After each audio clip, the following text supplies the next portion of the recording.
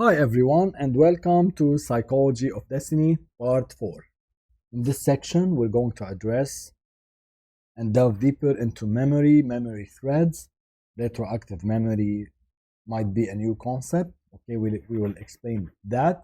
And entropy, which is the amount of data required to represent a block of information. The amount, just like in computer systems, the amount of bits, minimum amount of bits required to represent a sentence or a word. Entropy, recollection, and memory thread. Let's first start with entropy. So what does entropy entail? What does it mean actually? Entropy, referred to in this context, is Claude Shannon's theory of entropy, which was used in data science, data compression, especially in computing and telecommunications. Okay, so entropy refers to the minimum amount of data. In computer systems, it would be minimum amount of sequences of zeros and one needed to represent an information in an efficient way, without wasting too much space, so that after it is sent from the transmitting party, from the transmitter, a computer or a mobile phone, to the other party of the conversation, the information can be retrieved from data that's being sent after decoding and extraction. Okay, and that information would be intelligible, meaning it would be understood, and genuine to the information that was coded and compressed at the transmitter. So the same thing that was sent should be received without waste, without distortion of information. Okay, received by the other party. This was Shannon back in 1948. This was his own stipulation of what entropy would be like. So for example, let's say you are sending a character E on a messenger software. Just like signals in the brain are electrical impulses, character E should be transformed to an electrical signal to be transmitted as a wave by the antenna to the other person through a transmission line, for example, or an antenna. So for example, okay, we're still talking about computer systems, but the same thing applies for your mind. So let's say the character E is coded into a bit sequence of 0101. Then we can send a sequence of electrical impulses of 0101, 1 being one high impulse or on, okay, 0 being a low voltage impulse or off, if you will, to put it simply. And you can modulate it over a carrier wave, meaning that we can change a high frequency wave that would be our carrier for the information within an antenna in such a way that it will transmit ones and zeros based on that premise. So 1 would be, for example, it would become a higher frequency, a period in which the frequency of the carrier wave would be higher by a specific threshold, and 0 would be, okay, the normal frequency, or it would be lower. So that would be interpreted at the receiver, okay, so that will receive low, high, okay, frequency. So he will understand and he can extract from it the original binary sequence, which is 0101, and then convert it back to the E character, which would be translated on the screen, okay, which would be displayed on the screen. In computer ASCII code, each character, for example, 1, 2, 3, 4, or ABCD lowercase, ABCD uppercase, communicated from the keyboard. These are encoded on 8 bits or zeros and ones. Okay, so you are required to have 8 bits. Okay, and the combinations of these 8 bits will uniquely translate into, or uniquely define, uniquely encode one of these characters that we've seen. Okay, that we've seen, whether numbers, whether special characters, whether lowercase alphabet or higher case alphabet. But when sending them over the internet in raw form, they put a high strain on the connection broadband especially when dealing with large amount of information. Okay, so we needed a way to compress data. So when storing them on the temporary memory of the computer, which is the RAM, random access memory, to retrieve them later, the storage and retrieval produces a time latency of access and other delays of internal communication between the RAM, the random access memory, and the central processing unit, which is the main brain of the computer, which can deteriorate the performance. Not to mention the problematic issue of large storage capacity needed to save these kinds of information on the hard drive. And the same concept, of course, goes for sound, images, and videos, which can occupy a very large storage capacity because of their colossal size. Now, what I'm trying to get to is your brain functions the same way, okay? He uses the compression mechanism and the encoding of any information that you are acquainted with, so that it would be like mapped into an interconnection of multiple neurons together. Okay, actually, yeah, it would be an interconnection of multiple points together, multiple points within the neurons, multiple nodes in the hexagon, and also there will be links between these neurons and other neurons, so that when they fire, when you think about something, to form the idea, to form the thought, okay, they fire together, they interconnect together to create such a shape, okay, like a meshing of just like a diamond, okay, a meshing of interconnected neurons being lit together. You can imagine it as being, the Christmas light on a tree, sort of creating that chain of light, and that will be the idea that you're thinking about. But the way how this idea, how this thought process is formed, and the way the data is compressed, okay, so I believe it is so similar to how computer compresses data, which we will get to, okay. But the thing is about storage, about here we are presenting the problem that if we want to present characters, okay, to encode characters the same way, okay, using the same number of bits, it's not very efficient. Why? Because you would require large capacity for storage. You notice something, that an image which used to be bitmap, okay, it used to occupy like around, I don't know, 40 mega at some point, okay, 40 megabytes, I don't remember, 16 megabytes, something like that. It was very, very large, okay. This is for one picture. It wasn't even HD. Look where we've gotten today, where an image that would be HD, high resolution, okay, and it won't occupy more than at times 700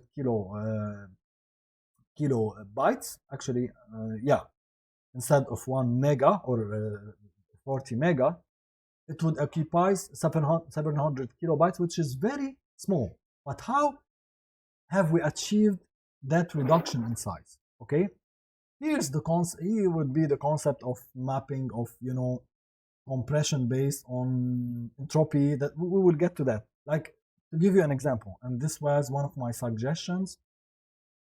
Okay, but use it right now as an example. So instead of defining each pixel within the sun on an image, okay, the color of each pixel, you know that there's a pattern where you have the highest brightness is in the middle of the sun disk within an image, for example, and then you have a gradient, okay, where this brightness descends to a the brightness, like the yellow concentration, would descend to a lower yellow, and that brightness also would degrade, would decay, okay. So you can, instead of defining each pixel, you can define, okay, the center is here, and this brightness from here to like 30 pixels around, okay, it should decay in that way, in that cadence, in that gradual descent, okay. So here we have specified one block of information for a huge part of the image instead of defining each pixel, what are the characteristics of that, or what is the color of that pixel specific. So the same way here, the same concept we will be presenting here on how to compress data. Now, in 1948, the founder of the information theory, Claude Shannon, published a paper which became a solution for the overloaded data traffic problem by relating data representation for each information to its probability of occurrence. So here, he established a relationship between the probability of occurrence of an information block and how much data should be required to represent that information, okay? Or technically called the entropy needed to represent a piece of information. It depends on the probability of its occurrence in a counter-proportional way, okay? Now, let me break it down in a more simplistic way. For example, let's say I'm going to represent letter E. Letter E has a very high probability of occurrence in the English language, okay? So, since it has a high probability, it should be represented with the lower number of bits, okay? Let's say 10. So, it would reduce the strain on the broadband connection. Let's say if you're communicating with someone and you're sending multiple words where you have a very frequent occurrence of the letter E, okay?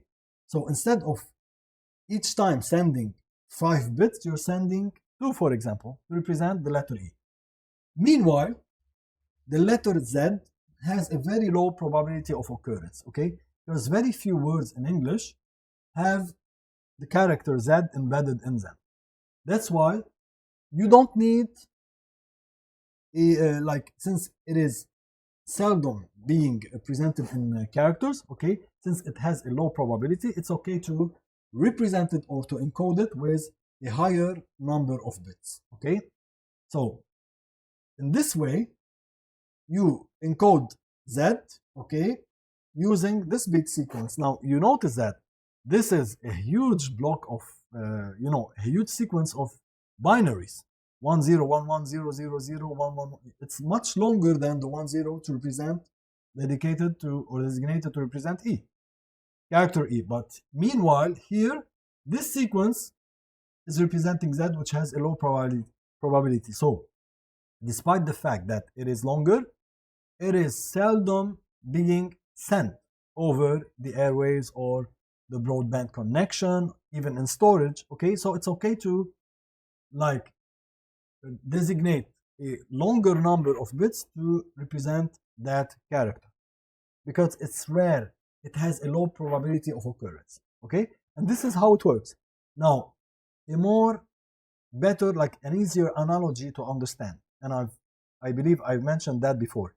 Let's say you see someone every day. Okay, how long would you think the conversation, the transaction between you and him would be? It won't be more than 2 characters, okay? You'd barely say hi to each other. Why? Because you're seeing each other daily, okay? There's nothing new, actually. You've become so acquainted to each other. Meanwhile,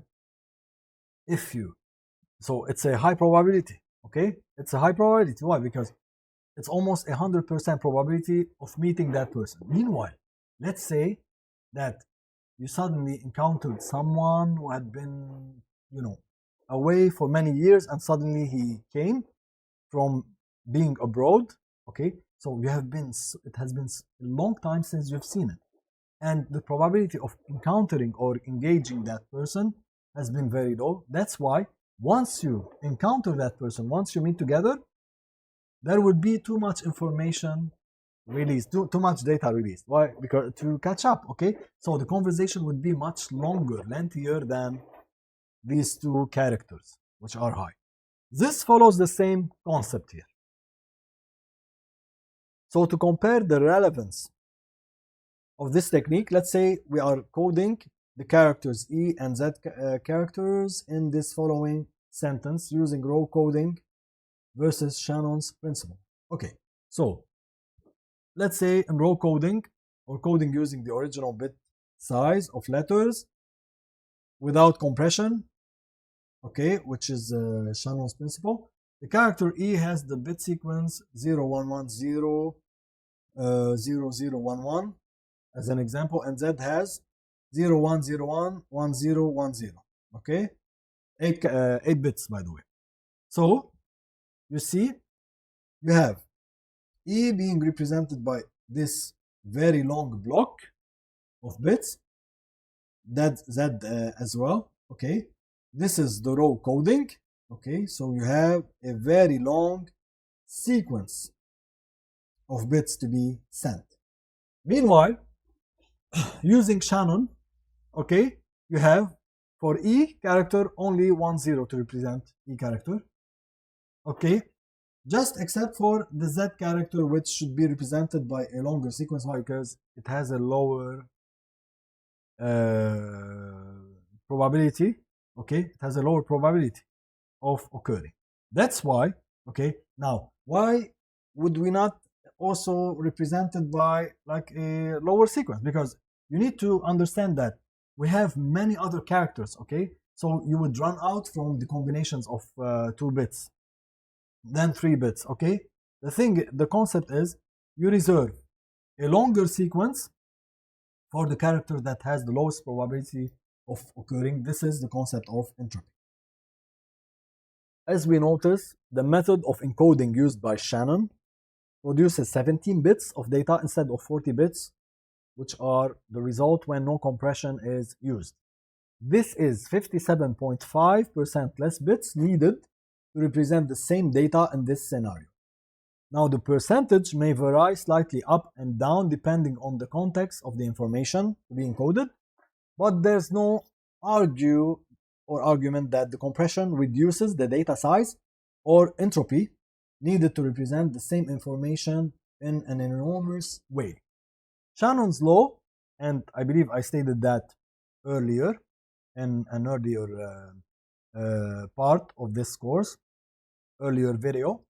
Shannon's law uses this equation. E, or entropy, is equal to P multiplied by log base 2 of 1 divided by P, where P is the probability of occurrence of a symbol.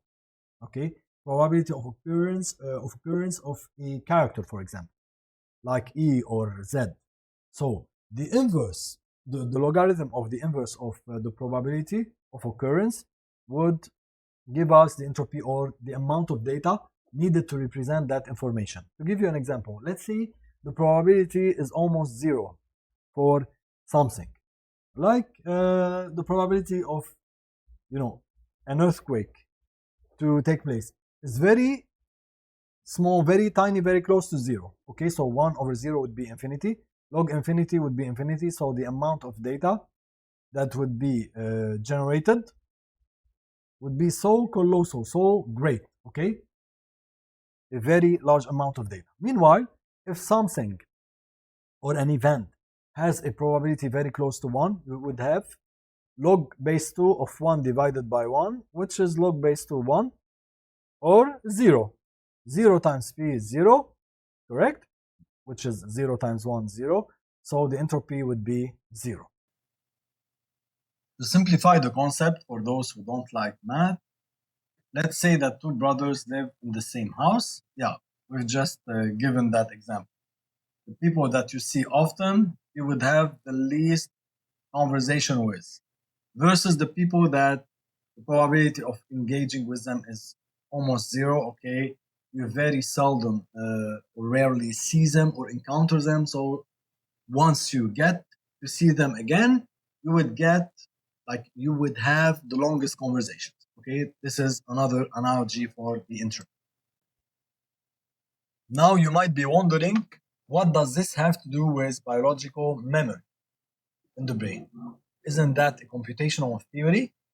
Now the fact is that the human memory follows a very similar pattern, except the entropy in this case takes another dimension. So instead of being made of binary data, it becomes a form of electrical energy or neural signals and signatures and connections, okay, within the hippocampus.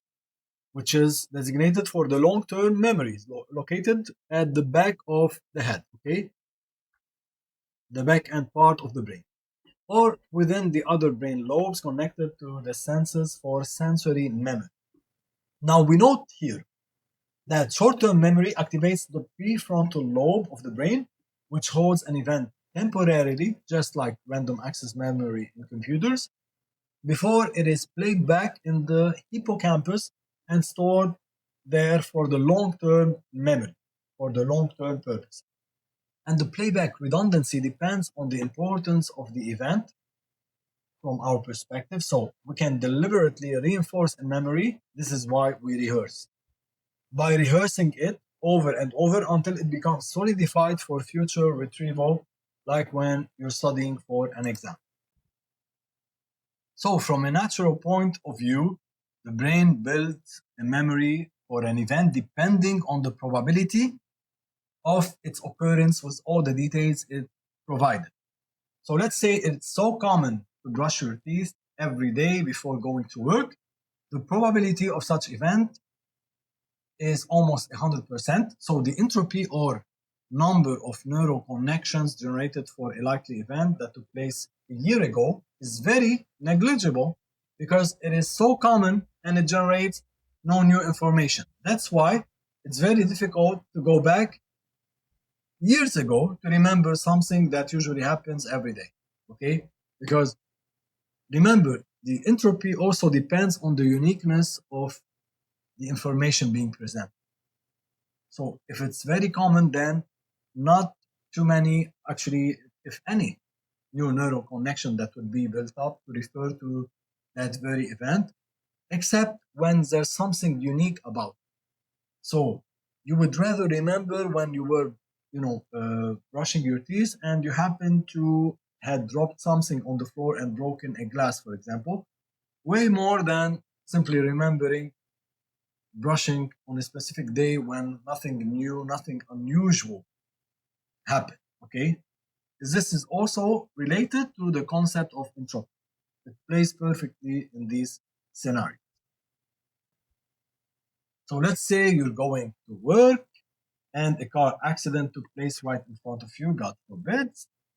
One of the two cars' engine exploded and caused flames. That's a very unlikely event with a probability so close to zero, okay? So the event sticks in your memory for the rest of your life. Why? Because of its uniqueness. So it generates a lot, like tons of data within your brain, tons of new neural connections because of it's a new information. It's something very new, very unique, and very unlikely to take place. Okay, especially when it has trauma involved in it, when it has emotions involved in it, because emotions are a greater glue to the memories. Okay, that's why it's much harder to get off a traumatic event than to forget something, an information that has nothing to do with emotions that you're trying to recall from your brain, that you're trying to solidify. Okay, like studying something nominal. So, first, the entropy generated is theoretically so high because of the very low probability of occurrence of the accident itself. You add to it the uniqueness of such accident that engaged a sudden loud burst on impact, a sight of the catching fire, the smell of smoke, with the fuel and oil and all of the overwhelming emotions you felt on top of that, the trauma itself. Such event not only engaged almost all the senses, especially if you add the pain factor in case you got hit yourself, and the heat of the fire, but it also incorporated an overwhelming emotional, overwhelming emotions following the shock. Every single element of the accident happened so fast and in relationship with each other that it's not possible to process the entire thing all at once. That's why your hippocampus keeps replaying the moments over and over while re-engaging the sensory data from the sensory cortex, visual, somatic sensory cortex, pain, heat, touch, and the temporal lobe, which is the sound. So you see how many inputs are involved. This is what explains how solid this data becomes within your brain. Okay? And how much data is being actually generated to refer to the same event because of its uniqueness. That's why it's hard to like brush it off. But for something that happens every day, even if it involves multiple senses, it's not too emotional. Okay, you scrape over it too easily, and most of it is later forgotten. Okay, except like the generic detail of it, the generic picture of it. So you keep reacting through your emotions to it when you have an emotional reaction, as we mentioned. You have like an emotional cord, emotional neural connections from your brains through your spinal cords all the way to your gut. This is where your emotional brain is. This is where you emotionally react and engage to the events that are being presented. So the number of neural connections generated is colossal as it relays diverse information collected from many sensory receptors between each other and also correlates them and connects them with all the sounds that are heard at that moment, visual data, seeing everything else captured from that environment that doesn't necessarily have anything to do with the accident itself, okay, with all the emotions connected to them. So the brain forms a highly intricate web of interconnected neurons that are so tightly connected to many parts of the brain, reaching a very large number of neurons, even the ones that are the most unlikely to be associated with the event. Recollection and memory thread. The definition of memory in a basic form is the encoding, meaning reformatting the shape of data, storage of data within the neurons themselves, as we mentioned, and establishing other lines of connections between different neurons. That would be once they fire, they form a thought process or an idea greater than one word, let's say. So encoding, storage and retrieval of information from the brain, from the cells, and from the connections between the cells. Now, encoding being the conversion of an external signal, an external stimuli or signal received by one of the senses or multiple senses. Okay, but we are concentrating or focusing on one of the senses right now. So it is the conversion of an external signal received by one of the senses to a set of electrical impulses that invokes interconnections between neurons in the brain to form a memory, to form an idea. Okay, the memory meaning the record of an idea or a thought process or whatever. The retrieval is actually the reactivation of those same neurons, the firing of these interconnected neurons using that same sequence, okay, intended to form actually, to retrieve the collected memory, to draw back the collected, whether emotion or information from the memory, then processing it in the cerebral cortex after it's transmitted via the thalamus inside the brain, which is like right below the cerebral cortex, in the middle on the inside, within the brain stem. This is where high-end processing of data, of information takes place. Whenever a sound, an image, a smell, or any other signal is captured by a sensory receptor and processed in the short-term memory at the prefrontal lobe, which is at the front, as it enters into the hippocampus, for replay, it is compared with already existing images and sounds,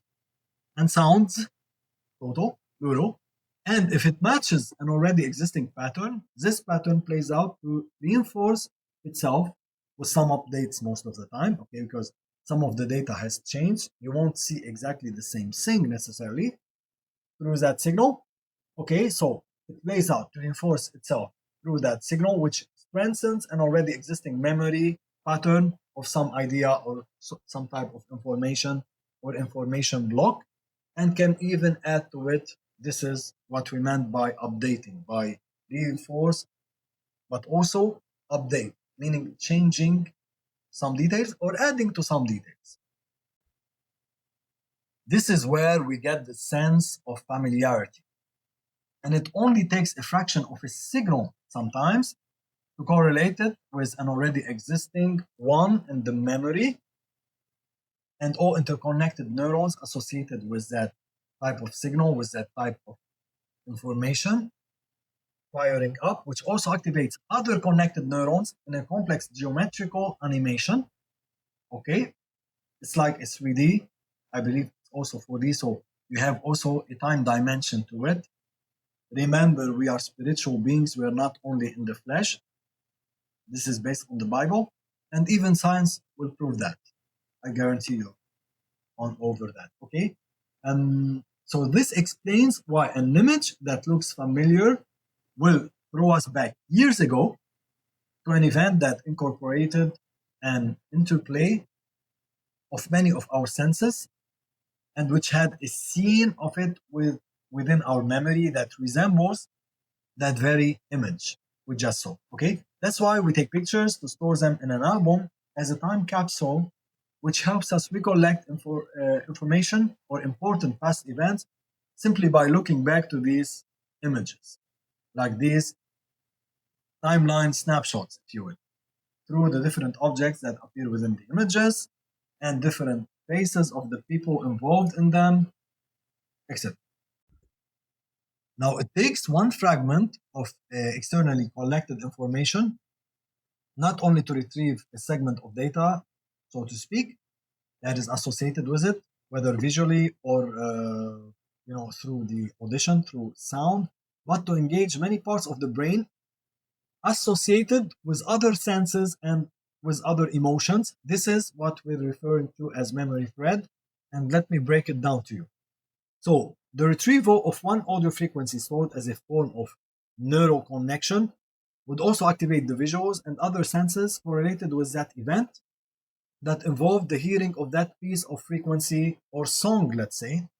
It also induces a release of neurotransmitters connected with emotions, such as dopamine, a substance that causes a feeling of pleasure, especially when that song, once, the time that first time that you listen to it, or one of the times when you were listening to it, something else was happening that brought you joy, someone else was there that, you kind of correlated or associated the hearing of that song, the frequencies of that song with that beautiful event. So they go hand in hand together right now. They become correlated also in the brain so as to trigger a thread of memories once you strike the first, end of the thread, so to speak, like the song that reminds you of that event. It will bring back all the memories associated, like all the things, the people that were there, the object, the place, the images, even the smells, everything that also was taking place with that while you were listening to that song.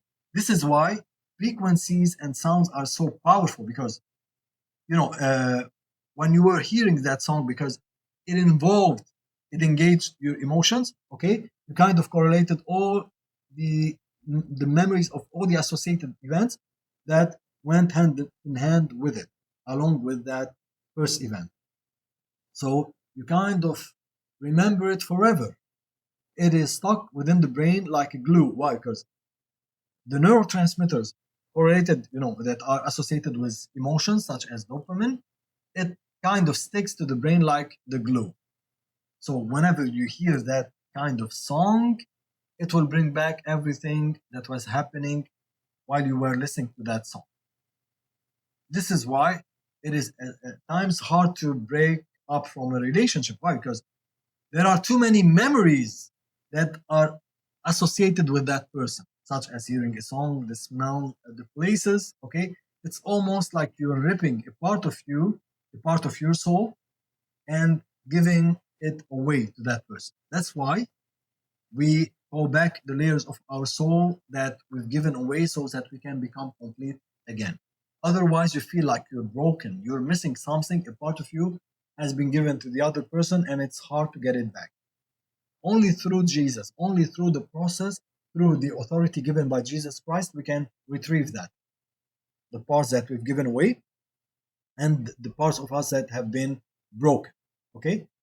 So that piece of frequency within the song, it also induces a release of neurotransmitters connected with emotions such as dopamine, as substance that causes feeling of pleasure, endorphin, also chemical transmitter of happiness, and other substances depending on the nature of that memory, nature of that event, should I say, and what caused it in the first place, and all the triggers of it, meaning the trigger is something that will remind you of all the other things.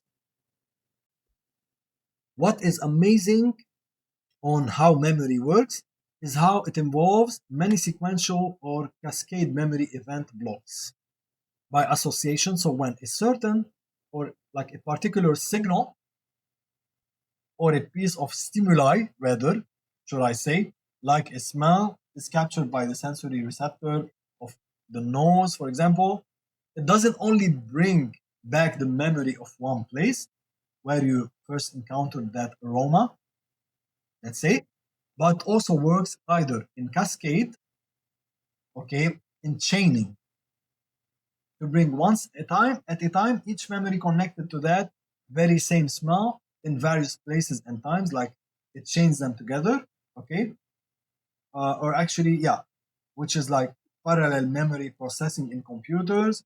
No, cascade here, not chain, not sequential. I meant with it, yeah, parallel, meaning you're thinking about all the other things that were involved, all the things that you've seen, the images, the sounds, the smells, or the song that you were hearing while you were smelling that aroma, the people that are involved. In parallel, you are remembering them. Okay, so the signal brings different memories to the part of the mind called active memory region in the prefrontal lobe, which is for the temporary memory, in a simultaneous way, like they work in parallel together, like parallel processing in the computer.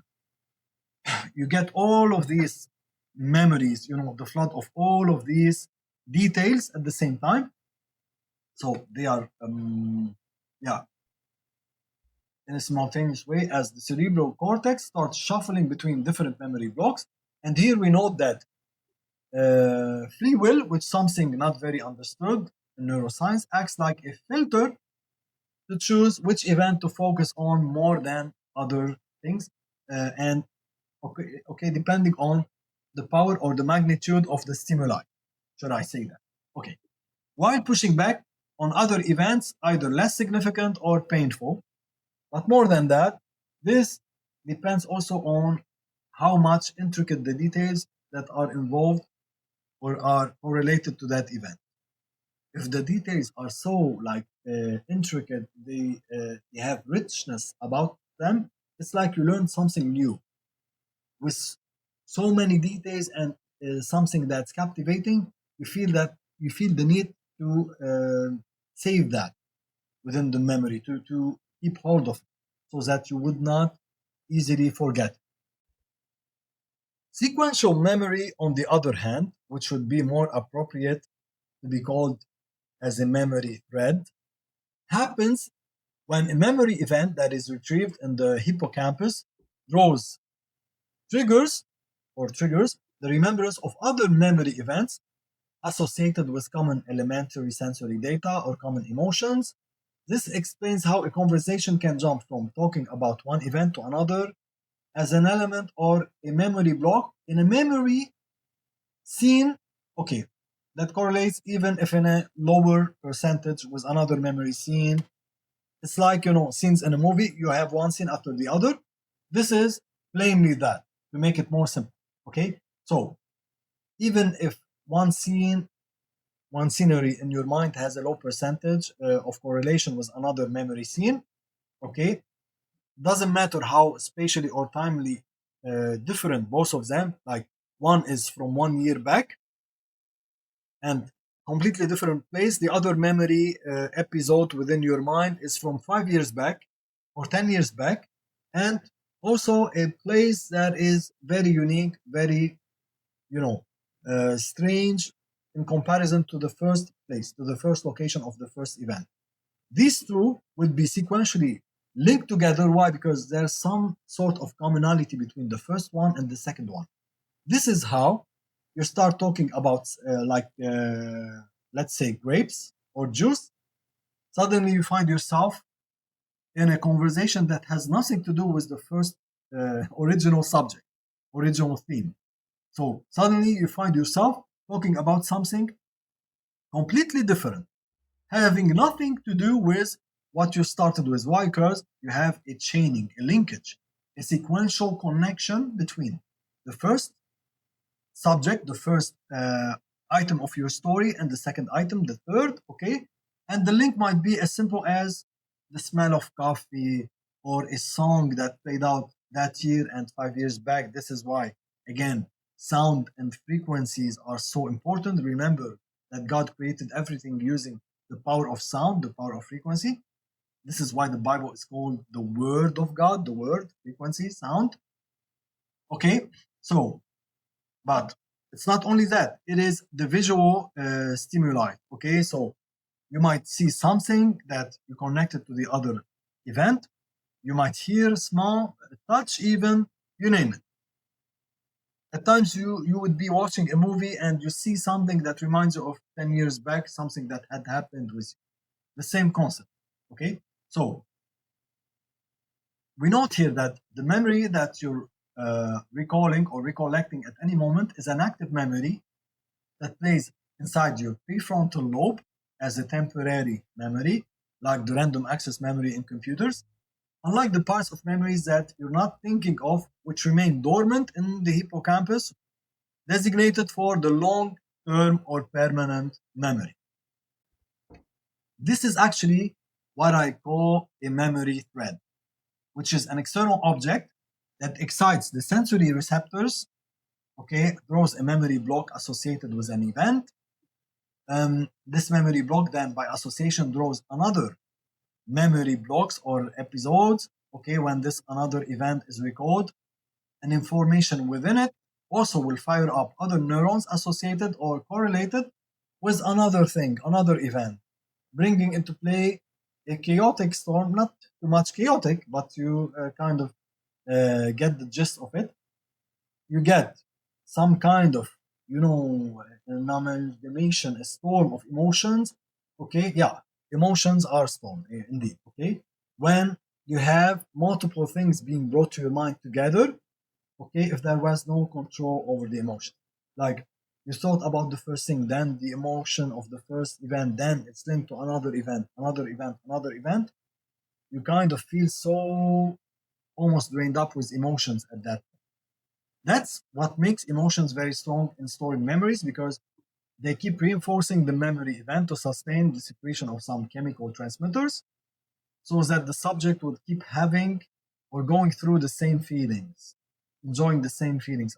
At times, the feelings that he's enjoying are negative, that he kind of became dependent upon, whether they involve pleasure, excitement, or even sadness and grief. This happens because the subject wants to keep re-experiencing those emotions by replaying the same internal movie, seen over and over.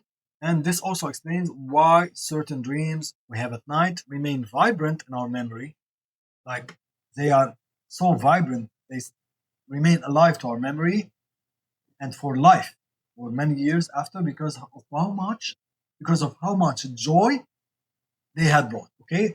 How much you felt engaged in them. Now, again, if I may add, you have a spiritual element to your memories, okay? So it's more than to your dreams, okay? It's more than just a dream.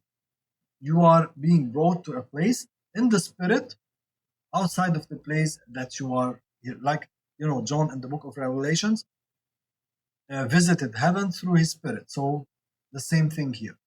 So you are being taken places, but on the mind level, on the brain level, a lot of things are being engaged, such as the senses, such as the sound, the auditory, even in dreams, that in a way you feel like it was so real because it was so real.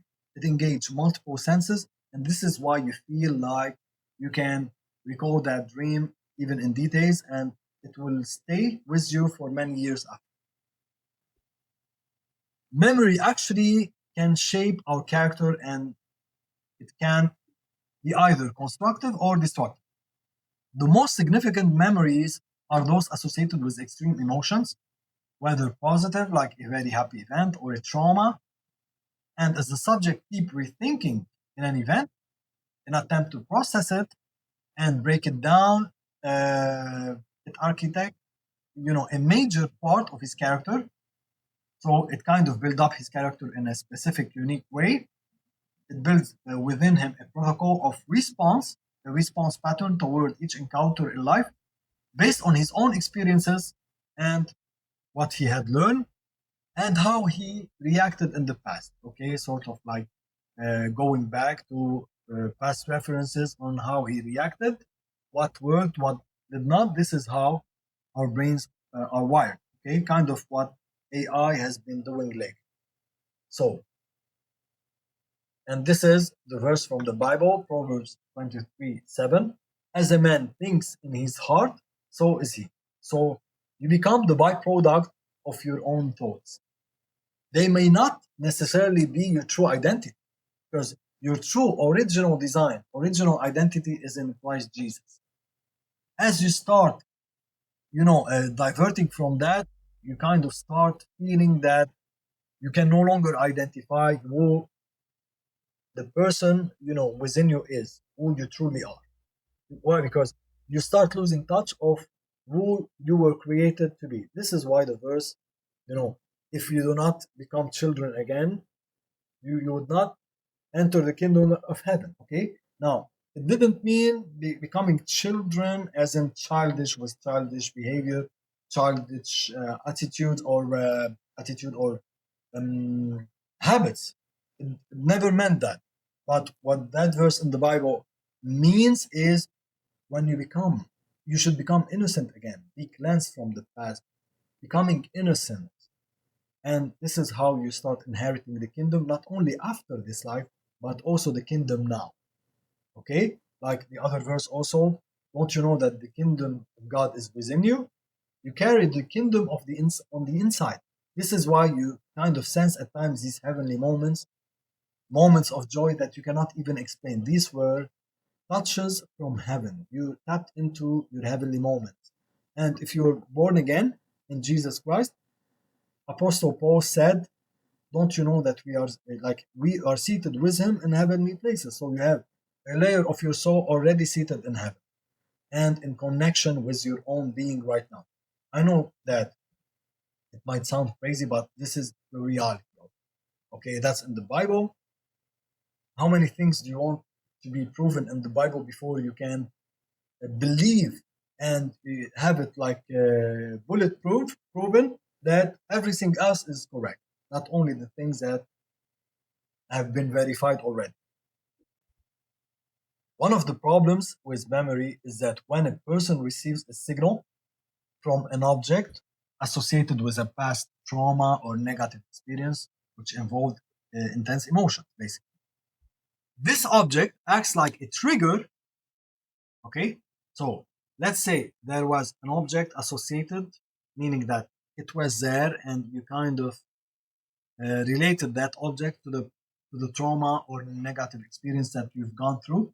The object becomes like a trigger that not only brings into remembrance the past memory itself, but it also reincarnates the past negative emotions into the present time, placing the subject in that same negative state that he went through, even if it was many years back, the same negative set of emotions. Okay, you would go through them again and bringing the same regressive negative behavior into play, meaning that you are going back not only in mind, not only you're recalling, not only you are recalling these memories through your mind, but you're going back and replaying the emotions in your heart. It's like as if this event just happened today. This brings back the old reactions of the subject into play, acting as a time traveler, throwing the person years behind. Okay? It's like you haven't gotten over the event that happened. That's one of the main reasons that Jesus tells us to forgive ourselves and forgive other people, because The act of forgiveness itself, which also means letting go of the past, is a willful act that severs the emotional cord connected between the negative reactions, the negative emotional memory, okay, within the gut and those registered within the brain, which enables us to recall past events without replaying the negative feelings associated to them. Why? Because they have been severed. And also behavioral traits associated with them. As an example, let's say a parent used to raise his finger to rebuke you as a child, and whenever it happened, it weakened you as you cave, as you feel like rendered speechless because of that. You feel like violence against you, something as you forget. Now, in such case, you also need to forgive your parent, even if it was never malintended. But you need to forgive so that you can move forward, so that you can sever the cord with that emotional abuse, negativity, fear, and other bad feelings in a way that when or after you've grown up, let's say your boss will try to do, perhaps unintentionally, the same gesture, which is lifting a finger in front of your face, whether it was deliberate or unintentional, it won't trigger or activate the same cord within you that you would render you feeling weak, feeling violated, feeling violent attitude. So you need to heal from that in that way by forgiving so that it won't strike that chord in you, rendering you actively or passively aggressive. Actively aggressive means that you actively attack by a forward action. You feel he's like kind of lunging against you. Passively aggressive means that you keep it to yourself, but it builds up negatively in you. You start feeling hatred and disobedience, and you wait probably for the perfect moment to stab that person in the back. Or you become vindictive toward the other person. I'm not saying that's you necessarily. I'm trying to lay out the profile of how that person can react in case it was an excessive emotional buildup paired with unforgiveness. The brain, if it's left to its automatic subconscious response, will only store information that elicit unique uncommon signals, like in the concept of entropy, or through repetitive ignition of those sensors by encountering the same sensory triggers over and over, which acts as an unintentional rehearsal. So, if something very unique is captured, like an image or a sound with details that have the potential to stir emotions in the subject because of their unfamiliarity, it is more probable for it to be stored in the long term memory without any efforts. Why? Because of its uniqueness. On the other hand, if a signal, even if it happens to be familiar, is reintroduced multiple times in a repetitive pattern, it also turns into a permanent storage by re-exciting the same triggers, firing the same triggers over and over. That caused it in the first place. So in the second case, triggering is due to a reoccurring environmental factor, such as revisiting the same place and hearing the same sounds. Unlike subconscious memorizing, which is automatic by nature and works against our own will, memory formed through learning is more deliberate and intentional, of course, as it involves rehearsal or repetitive actions. Rehearsal is rerunning the same information like during a study process, which helps strengthen and even increase the wiring between brain cells. The repetitive actions can produce a learning as it involves other senses, okay, as well. When you add to it mechanical movements of muscles, like you're relating some of the information with some kind of gestures that release neurotransmitters like acetylcholine, which affects muscle action, learning, and memory. Okay, so it's like, working out is very advisable when learning something, but more than that, on top of it, when you engage other senses like associating a part of the information with some kind of smell or another category of information with another kind of aroma, associating information with images, with graphics, all of that. As you engage more senses, you are depending more on the emotional memory to solidify the learning process. So it would be a very good strategy to learn something and actually graft it within your brain. Here we note that the difference between recalling and recollecting is that the first one is the retrieval of information from the memory without being cued, like an immediate retrieval of the first low-hanging fruit, so to speak, while the latter, which is recollecting, involves more effort by navigating the hippocampus, where the permanent and long-term memory is stored, extraction, and then processing of the different chunks of that, of the memory that are related to that thing that needs to be analyzed, processing with high processing power, so to speak, in the cerebral cortex to logically reason and assess the relationship between different memory chunks and parts in order to validate their association with the information needed. And I need to add that before being processed within the cerebral cortex, these information blocks from the memory are brought from the hippocampus all the way to the prefrontal brain, where you have the temporal memory, where they need to be replayed, then moved to the cerebral cortex for processing. After that, once they are processed, and the brain would come up with an analysis, a resolution to where all of these parts fit together to get a final answer, so to speak, the final conclusion. That's the difference. Meanwhile, recalling does not involve all of that. Recalling is for activities like driving. When you're driving, you need the simple answer that is, again, the low-hanging fruit, the thing that you can hit at swiftly, okay? No need for processing. Okay, you don't think, okay, I need to analyze whether I need to steer the wheel of the car or not, or to step on the brake. That's the first thing. It's like a, Pavlov interaction.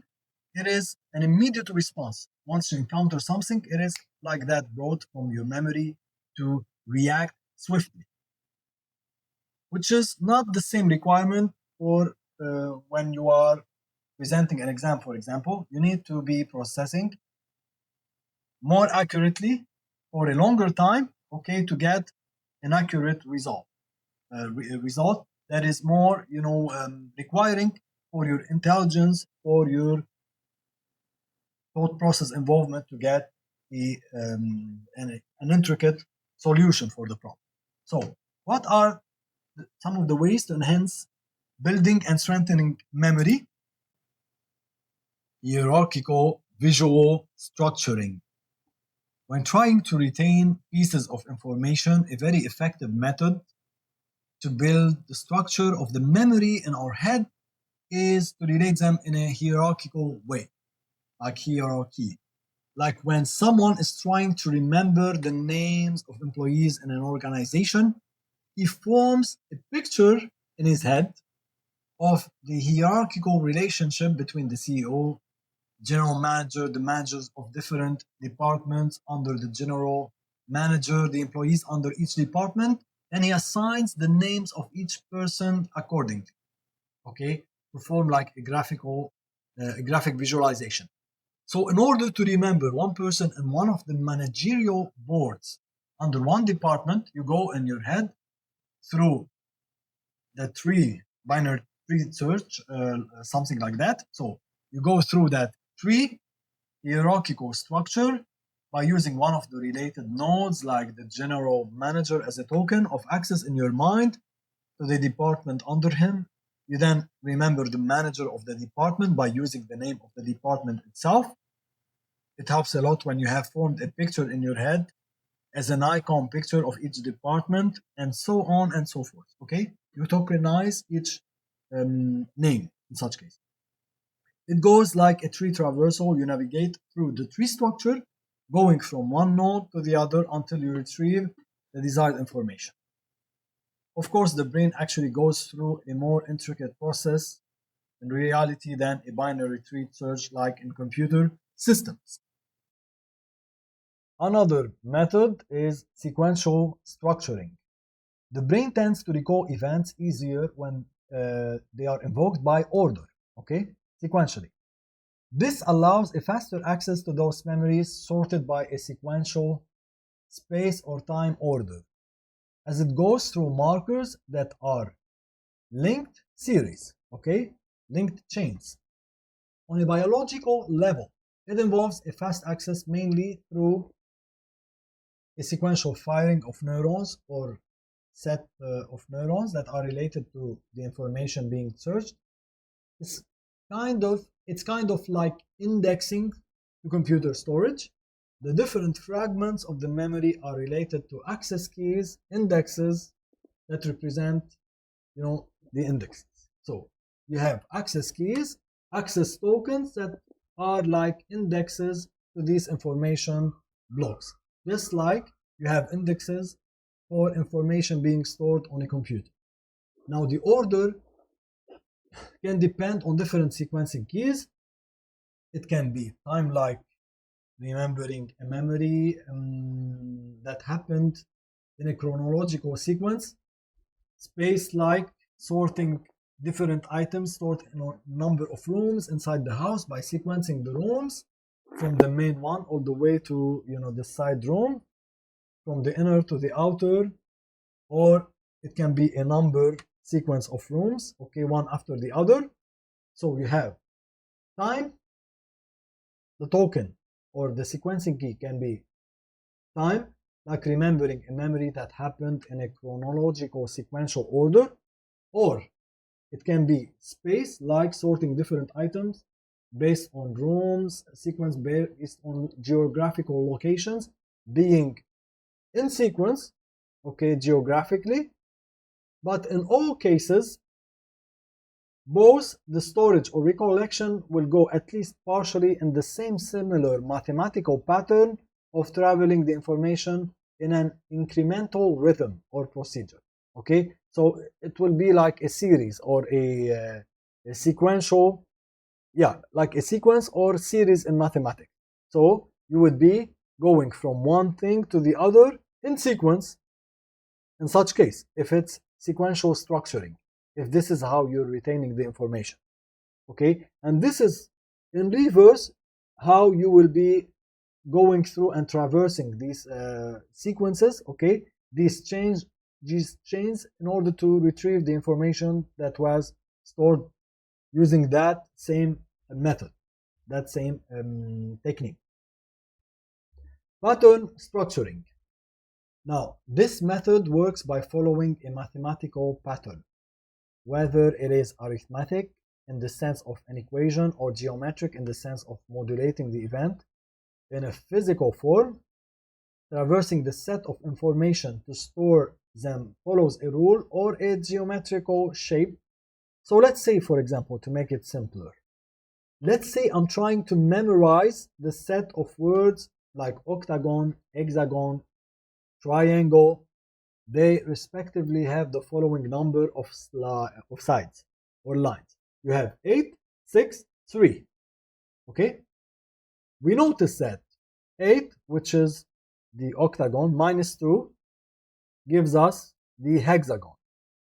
Okay? Then 2, you add to 2, 1. Okay? 6 minus 2 plus 1, which is 6, minus 3 equals 3. 3 sides gives you the triangle.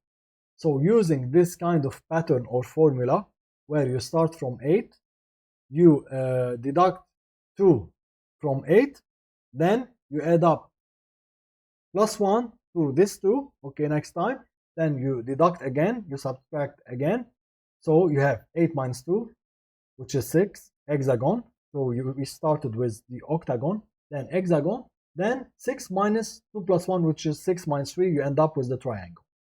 The mutation from the octagon, which has 8 sides, to the hexagon, which has 6 sides, to the final shape of the triangle, which has 3 sides, followed a decremented subtraction of 3, 2. Okay, so by first associating the actual words with their geometrical shapes, taking into account the number of sides or lines forming each shape, and then assigning them a reduction pattern, we can easily end up memorizing the entire phrase of octagon, hexagon, triangle. Let's say we didn't have, okay, And by the way, these might be actually words different than octagon, hexagon, triangle, but you've kind of associated them with geometrical shapes. This also works. It's like assimilating a sequence of words or like a sentence into geometrical shapes. This is how they are actually mapped within the brain, by the way, if you notice. Because anything, any information retained is stored geometrically within the brain, as we've already discussed that. So let's say we didn't have the three words in order, and neither did we need them to be. So we can start by identifying a descriptive pattern that rules over them, and then placing them in order before starting the process. So the same method we follow to construct the memory can also be used by the cerebral cortex itself for recollection. So you're actually using the same technique being exploited by the brain itself, okay? So the same technique used by the brain, we are using it to our own advantage for the purpose of recollection and retrieval of information. Association. As you may have noticed already, the pattern structuring model presented before also incorporates association as it relates words to geometrical shapes and numbers, but association goes beyond that. So you have geometrical shapes, numbers, patterns, other patterns, and also formulas. Okay, it goes beyond than that. So to form a highly consistent memory through learning new information in a class context, for example, you should introduce multiple pathways or memory strings, memory correlations, leading to that same information. So instead of learning the triangle shape through only the visual picture, it's preferred to add other details to be stored with it, like the number 3, referring to a triangle, standing for the number of sides and angles. Yeah, you can add angle 60, correct? Is it 60? Yeah, correct. Because, you know, if it's equilateral, the sum of the angles, each one 60, would be 180 degrees. So the shape of a pyramid that looks like a triangle, the name itself, triangle, meaning 3 sides, with the first syllable sounding like the number 3. The Bermuda Triangle, which has a form of a tripod over the Atlantic between southern Florida and Puerto Rico, can also become a refresher for that information. Now, the triangle is a benign shape that almost everyone knows already. But to take a more difficult scenario, I will introduce a personal experiment on how I memorized 4 very well-known trigonometric equations back in school in a very short time. And I know some hate mathematics, but try to bear with me. I'll try to break it down, okay, so as to make it simple on how to memorize something that is complex. So what do we have here? Cosine and sine formulas. Cosine A plus B equal cosine A cosine B minus sine A sine B. Cosine A minus B equal cosine A cosine B plus sine A sine B. For the sine, okay, sine A plus B equals sine A cosine B plus cosine A sine B. Sine A minus B equals sine A cosine B minus cosine A sine B. How to memorize these formulas? Let's notice the patterns. With the cosine, you notice that first, it always flips the sign, meaning, no pun intended here. So with the cosine, you have the positive sign here, okay, it always flips. You have plus becomes minus, and minus, so cosine A minus B, minus becomes plus. That's the first thing. Now, for the sine, it always keeps the sign. For the sine, for the sin here, it always keeps the positive positive and the negative negative, okay? What else to notice? What else is there to notice? That the cosine pairs up with its own kind, okay? So cosine pairs up with cosine, and sine sign becomes comes with another, is multiplied to another sign. Meanwhile, the sign here, sine A plus B equals sine A cosine B plus cosine A sine B. So briefly, cosine, okay, violates the habits and pairs among each other. So pairs with the same kind, okay. Meanwhile, sine is more conservative, so to speak. So he keeps the signs, he keeps the habits, and also he marries of a different kind. Okay, this should be clear enough. So again, for those who are unfamiliar, cosine and sine stand for cosine and sine, which are two mathematical terms. That's all you need to know in this context. First, I watch the pattern that is taking place. So for cosine, always the sign, which is positive or negative, is flipped on the other side of the equation, and the cosine pair among its own kind. Meanwhile, for the sine, for the sinus, so to speak, okay, you have the sign remains the same, and you have it pairs with the other kind, meaning sine goes with cosine in multiplication on the next on the other side of the equation, and cosine with sine. Sensory and emotional association. It's true that emotions strengthen memory as the release of chemical neurotransmitters associated with the emotion. When it's paired or linked to the information, it will reignite and reinforce the memory parts associated with that information. Why? Because you kind of paired it with emotional reaction. So this explains why some things you learned years back can be brought back vividly into your thought, like activities you were doing with a loved one. You can even bring back small details along with them. This is the power of emotions. The recollection of those memories won't be so hard because they remained fresh, as the connections between neurons are strengthened each time a similar emotional response is generated. Okay, so this happens when the present stimuli is similar to the one presented back at the time when the storage was first taking place. The release of a barrage of neurotransmitters will make the subject replay the details in his prefrontal lobe, temporary memory area, for a longer time for him to relive the same feelings. This is what will reinforce the memory. Okay, it will keep replaying. Each time it's replaying, it's also registering in the permanent memory. And also, to give you a simpler example, notice how when someone goes through a trauma, it's so hard to get delivered from it. It's so hard to get a restoration and a full healing.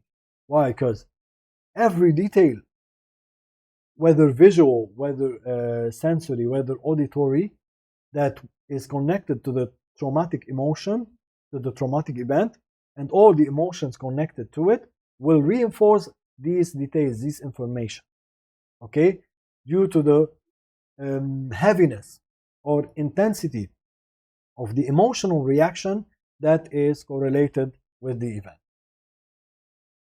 The trick here is to do something interesting as you focus on learning. Like, for instance, if eating chocolate was not something familiar to you, then do it, because it will increase emotions as you're trying to retain something. Actually, it also gives you more energy for the brain.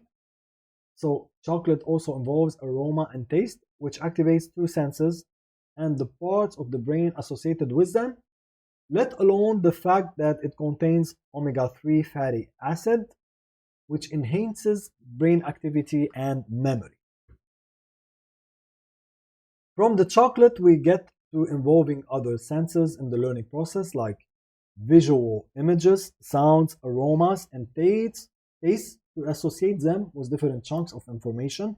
So we can, for example, link the picture of a car for a linear equation, a picture of a ball falling to memorize the formula of gravity.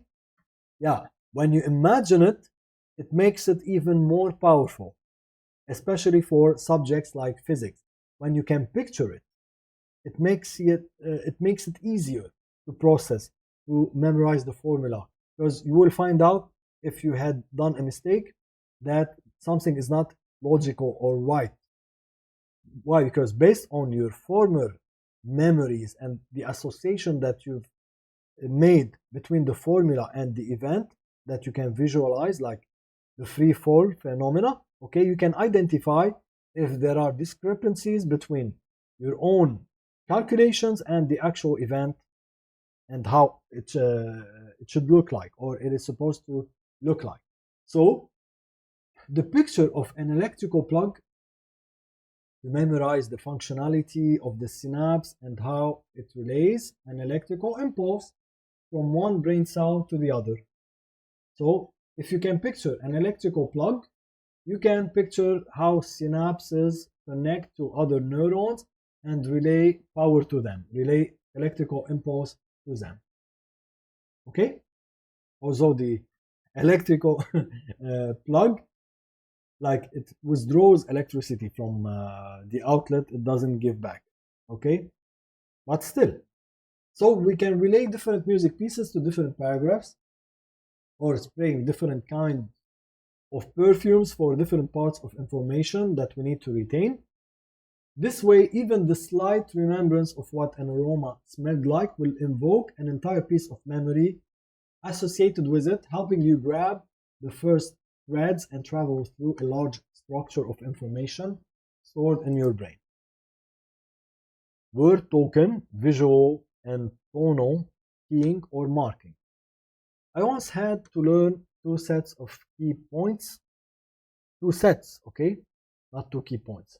In an AI, it was introductory, but still, it was an AI course back in my school, okay? So the first set was made of 12 concepts on artificial intelligence.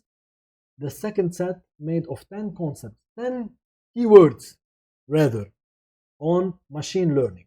Okay? Now, elaborating on each point was not difficult, as you understand what the concept is, and you can, because I've already had an idea on what like inference means, machine learning means, like a learning machine, a decision systems. I already knew each one of that, each one of these key points, but how to memorize all of them so that you can talk about them. This was the challenge. So you have 12 keywords or concepts on artificial intelligence, 10 concepts on machine learning that I needed to retain. Now, elaborating on each point again was not that hard, okay? But what I needed to have is all of these, which is 12 concepts with 22 sets of words and phrases needed to be memorized. This was the problem. How I can memorize them and recall them during the exam. So I thought of the idea of taking the first letter of each word. This is tokenizing. Okay?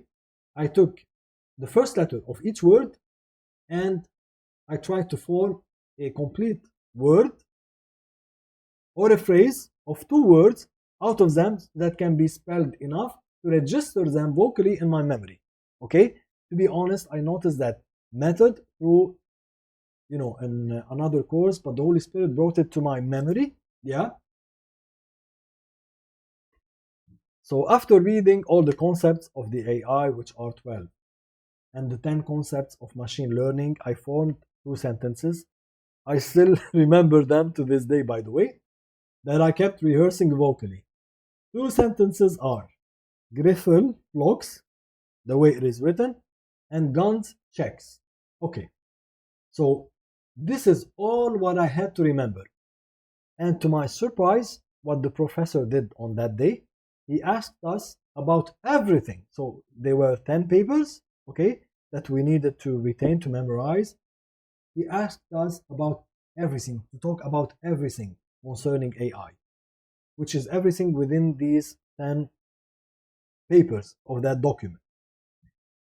Okay, or 5 papers back and forth, I think, that I relate in my head. through the two sentence blocks I mentioned before. Okay, I was able to retrieve everything within these papers through these two word blocks. The first for AI, I think, the second for machine learning. So Griffel, for example, okay, what does it stand for? Genetic programming, reference H for heuristics, okay, inheritance for I, P processing, computer or power processing concerning machine learning, okay, learning machine for L, E epistemology. Some of these are the thought processes that a human have, okay? So the machine is trying to mimic the way of thinking of a person, a nominal person, how he would think. By the way, another thing I should mention, like I managed to memorize the 50 states in the USA using that same method, okay? So like I've gone from the first letter of the alphabet all the way to the end. Like for example, you have A, I memorized Alkers, meaning A-L-K-R-Z, which gives you Alabama, Arkansas, Arizona, okay,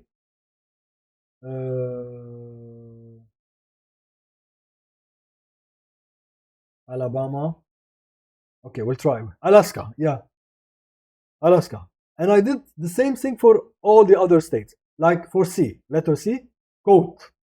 I simply memorized coat, which is C-O-A-T. So C being the first like letter of each of the states starting with C. Then you have coat. Within coat, you have C-O is Colorado, C-A California, and C-T Connecticut. And you go all the way like that. So each letter represents a concept, and the concept itself, when it's recalled, the very definition of the concept is sufficient as a cue for the recollection of the entire explanation of the science behind it. The concept and other useful information related to it, okay? So this technique is so powerful that it has been almost 10 years since I took the course, and I can still remember to this day, even more than 10 years, okay? Chunks of it. The example given in the above is the actual phrases and concepts from that very course. Visual and tonal marking or keying. Visual keying is when a part of an image is so emphasized upon to make it the key of access for the entire image. So during the storage process, the key is focusing attention on a certain unique feature of the picture, like the roughness of details, the variety of colors, the contrast, hue, fast color transitions, and other areas of inflections inside the image. In the area of computer digital signal processing, the most relevant parts of the image are the areas where a drastic shift occurs between black and white, between different colors, where you have a contrast, where you have transitions of brightness. These areas in the image are regarded as high frequency because you have a drastic shift between like bright and dark, between two opposite polarized colors, between this is what we call details, by the way, or high frequency shifts, which is encoded into high entropy, or in other words, a large amount of bits. As for the areas where the color very slowly and gradually changes, they are regarded as low frequency areas, and the number of bits generated to encode them is very low, sometimes insignificant, just like the color changes themselves. Okay, in the case of slowly changing colors and or contrast, the image appear mostly blurry. There are no fast transitions, with no details to it, just like the slowly changing color of the blue sky from the clear cyan lower horizon to the darker topmost one above it during dusk. Okay, it's gradual.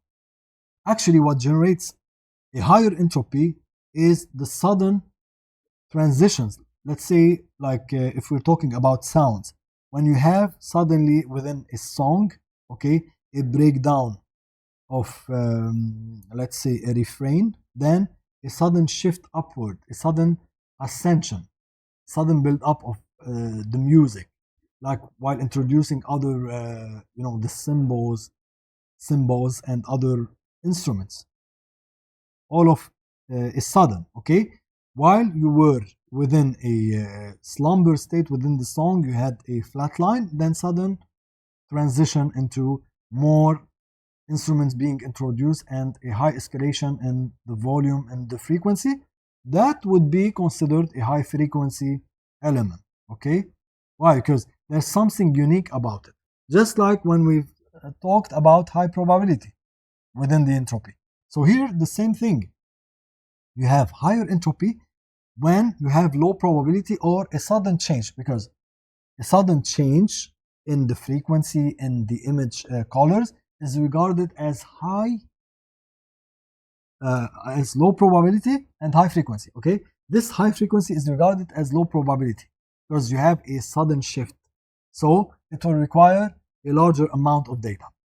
If you notice, like when you're watching something, let's say a music video on YouTube, okay? You notice that when the music video, it has so much changes, so much shift between scenes, okay?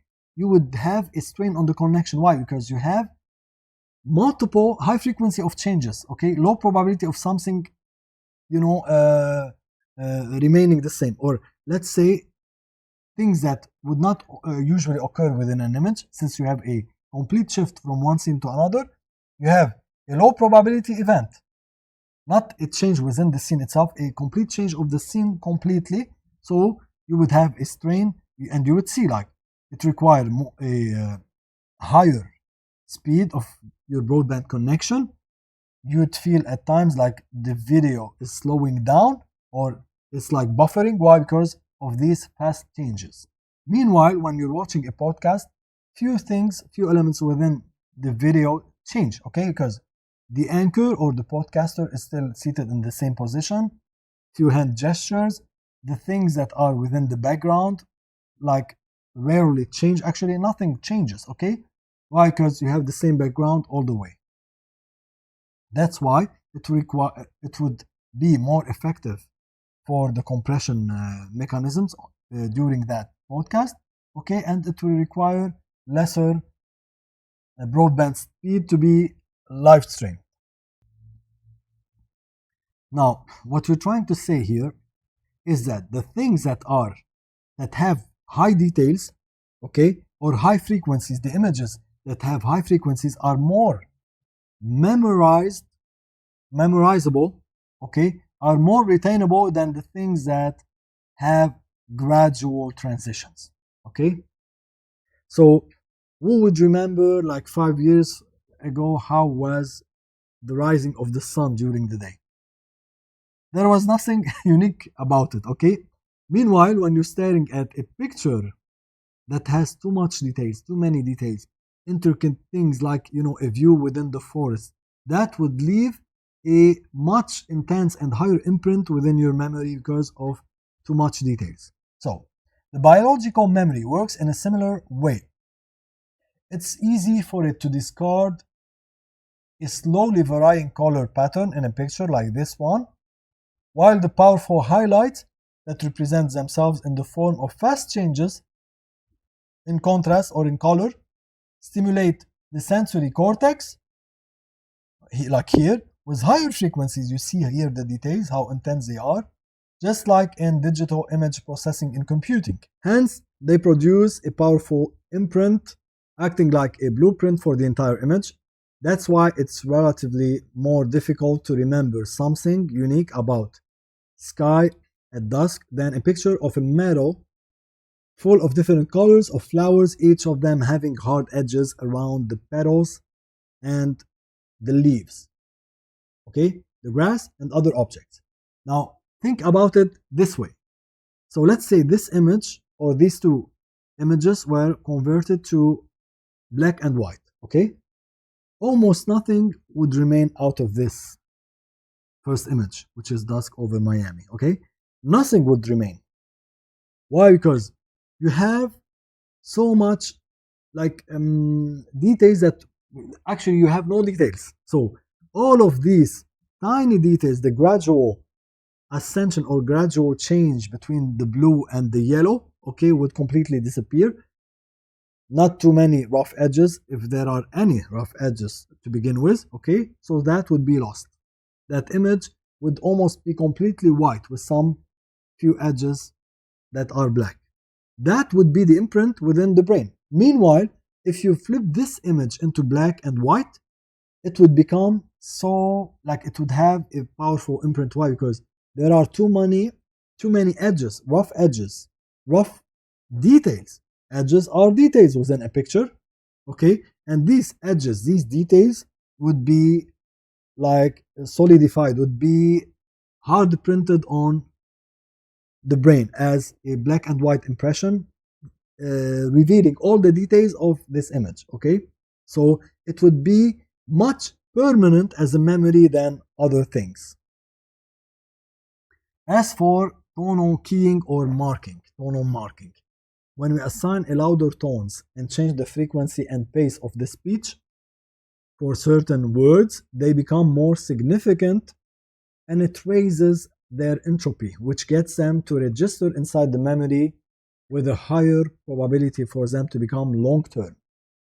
Those same words not only become keys of access for other parts of the speech within the memory, but they also elevate in the ladder of importance and they become triggers. Okay, so how much important is a word or pivotal, let's say, okay, is depending on how much you focus on it. Like you pause after that word to give it an impact, to give it a gravitational pull. You kind of land on that word and you kind of raise your voice a little bit when you cross over that word, so as to focus on it. So pauses within the speech and tonal, this is tonal marking basically, okay? So you're emphasizing specific words by increasing the loudness of your voice, or you're pausing, or you're like being more relaxed out on some words, stretching them out so as to focus something on them, like to make them more important, more like necessary than others, okay?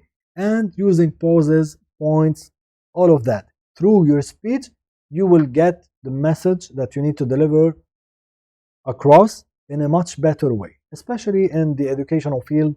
That would be key, okay, to make the information that could be very complex and intricate register in the minds of new students. So it's a similar analogy to image processing, except the frequency here is not the frequency of the sound of the spoken word, but rather how much you are depending on that character, how much you're standing on that character longer, and you are kind of emphasizing it through a tonal marking, through elevating your voice, through like pausing longer, and the way and the mannerism, everything counts in such case, okay? It is the fast variations with the speed of the speech, the loudness of the voice, and also the time span between separate words. So how much you're staying, how long you're staying over one word. When you pause, it means that this needs to be considered. Actually, also, that's in the Bible. If you read the Psalms, okay, so after some verses, you have the word Selah. Selah means a moment of meditating on this verse. Like there's something more powerful, more meaningful than what you've just read. There's a deeper meaning, deeper than what you've scraped over by reading that verse. Okay, it's deeper than the apparent things that are showing up on the surface. So let's say I'm saying something like, now the seas are so similar in many things as they hold the same features, but as for the sea habitation, you see, okay, I've increased my voice here. That's why it's capitalized. It can involve different types of organisms. Okay, so here what's being marked up is the most important keywords within this entire sentence is C habitation and different types, and that's it.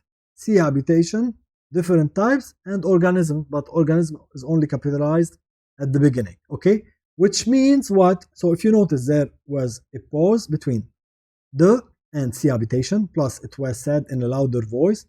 Different types was also said in a louder voice, and there was a pause after it to mark its importance.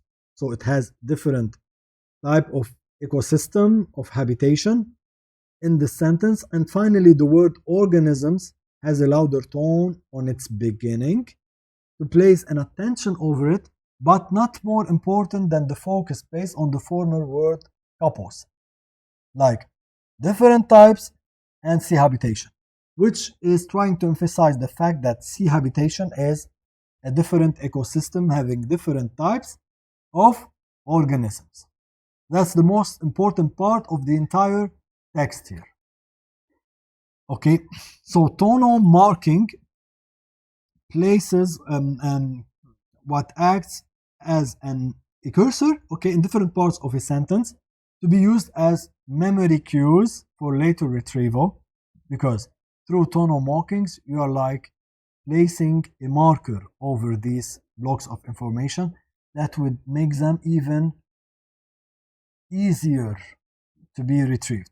These cues act as search indexes, okay? And there are different types of ways to implement those indexes. We'll try to list some of them, how to implement them. All right, so you have modulation or modulating, which means changing the sound and speech characteristics by changing the frequency, the pitch, the loudness of your voice over some words, the time spent, actually, no, time span is the second one, okay? But the characteristics when it comes to sound, pitch, loudness, etc. Then you have the time spanning, like, okay, as I was saying, then pause. This pause, okay, means that you need to reflect here. You need to go get that bag from the car. Okay, so time spanning is introducing a short time frame of silence or pause between two sentences to emphasize one of them on top of the other as being more important than the other. The emphasis is on the first one if it intended, if it's intended on a high tone, or the second if it began with a high tone, okay? Of course, marking can occur within any of the sentences of the body of the text, depending on which other important words we need to mark, okay? So you can mark the first one, or you pause, then you start by marking, okay? So here, like, as I was saying, pause. So the most important thing here, since this was said loudly, okay, this is important. Then it's emphasizing the importance of what comes next, okay? So here's the play. Let's say you're pausing, you're saying something unimportant, you pause, then the pause itself means that what comes next is more important, okay? Here, what comes first is important, but it's like, preparing the stage for what comes next after this time span of silence. Also, you have sudden interruptions. Example, it's okay to run in the field, however, you're interrupting. You need to pay attention. The sudden interruption is when a part of the sentence ends with a louder word with a short pause after it. This is a sudden interruption, okay? So you're blocking. It's like a precursor of a condition that needs to follow next. And this is kind of a denial of the first statement based on a condition. So it's okay to run, but however means you're creating a condition where it can violate the first statement or like deny the first statement. New thread point, as an example, the vehicles of early centuries used to run on horses back then. Now, which is the new thing, a new thread point, things have changed when the first steam engine was first invented. So New thread point means that you're creating a new thread from starting from the first. However, for the new thread, it's leading you toward a completely new thing. A completely new, here we have a switch of a time era. We have a switch from one century to another, okay? Or it might be a switch from one condition, from one statement to another, from one living condition to another, from one weather to another, from one time to another. So it's like a breaker. It's like a split breaker that switches between two threads. Thread points meaning almost two subjects that seem common in some sense, but they are completely out of line, okay? Not that they are completely different, but they have too much differences between them. As we mentioned, like the time era might be different, okay? So this is when a sentence related to a subject or a time frame fades in until getting to a final stop, followed by a short pause, which is this one, and after that another one starts with either a different subject, it can be like that, or a different frame of time, space, etc. Like here as an example between the past and the now. Okay, I hope it's clear. Here the third point is deflectors. Okay, deflection, what does it mean? It is when words like but is being used, or nevertheless. Okay, or however. Now it's almost the same thing as sudden interruptions, correct? So yeah, they are a little bit similar. So it is used to divert the conversation from one thing to another, redirecting the conversation, okay? This activates a new set of neurons since the deflection comes across as a new information, a new thing, okay? Interjections, as an example, there has been too much overspending during the fourth cycle of this year, so we need to cut the budget. What interjections are? A way to make the first part of the sentence a projection or like a lead up to the second sentence. Let's make it a little bit more simpler. So the second part after so is like the conclusion or the consequences, okay, the things that we were led up to due to the first statement. Okay, so the first one was like the leading projection into the second part of the statement. I hope I did not butcher the words or the definition. Okay, so let me try to break it down more easily. So interjections is when one fact is terminated as another one follows up as a conclusion to it. Yeah.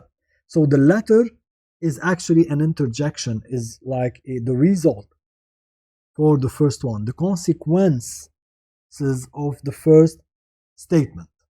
Interjections use terms of linkage like so, as we've used here, to link between them in a consequential way.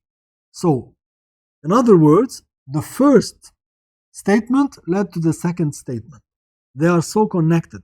Without the first one occurring, the second one would not exist. This is the main point.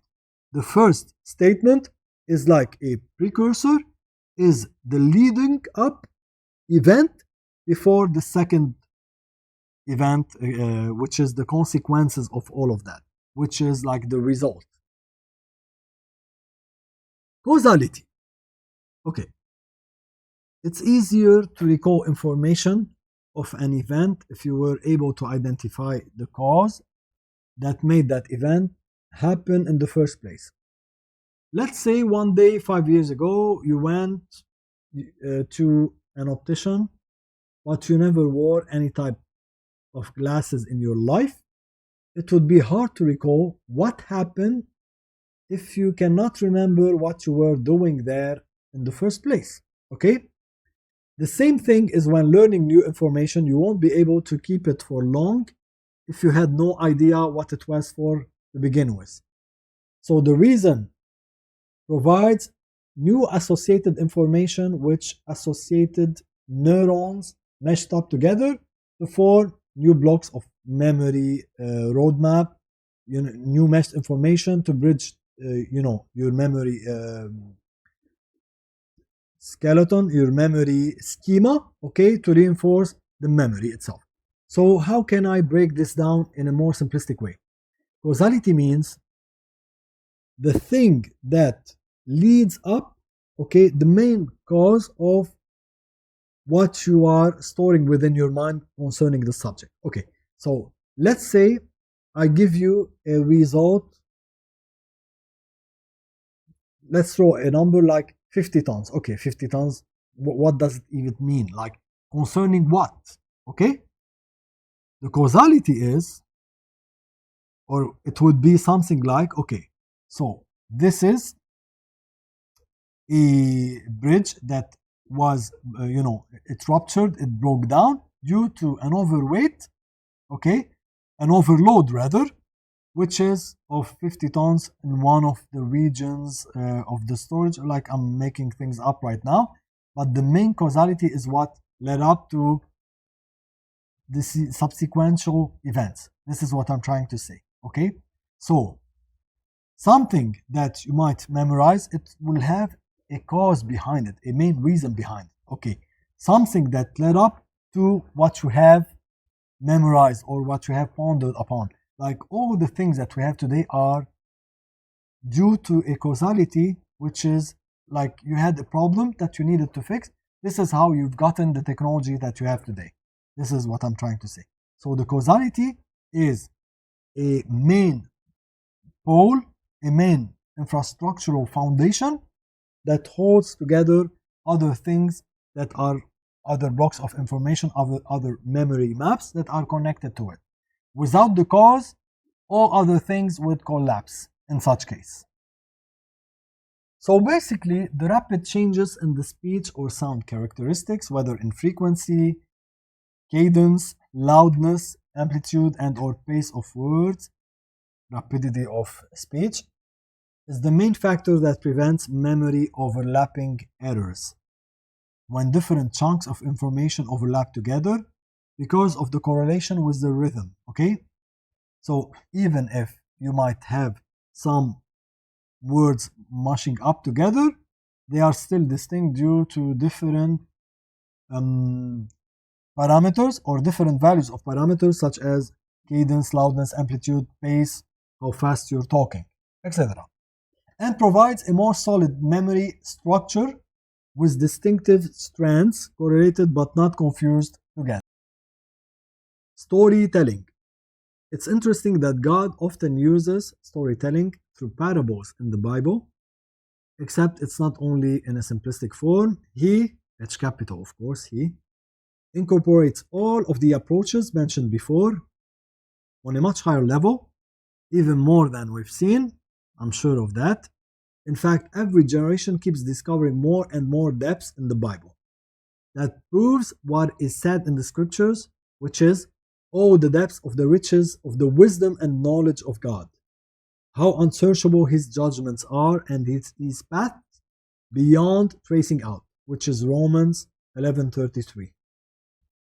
Another one, for my thoughts are not your thoughts, neither are your ways my ways, declares the Lord.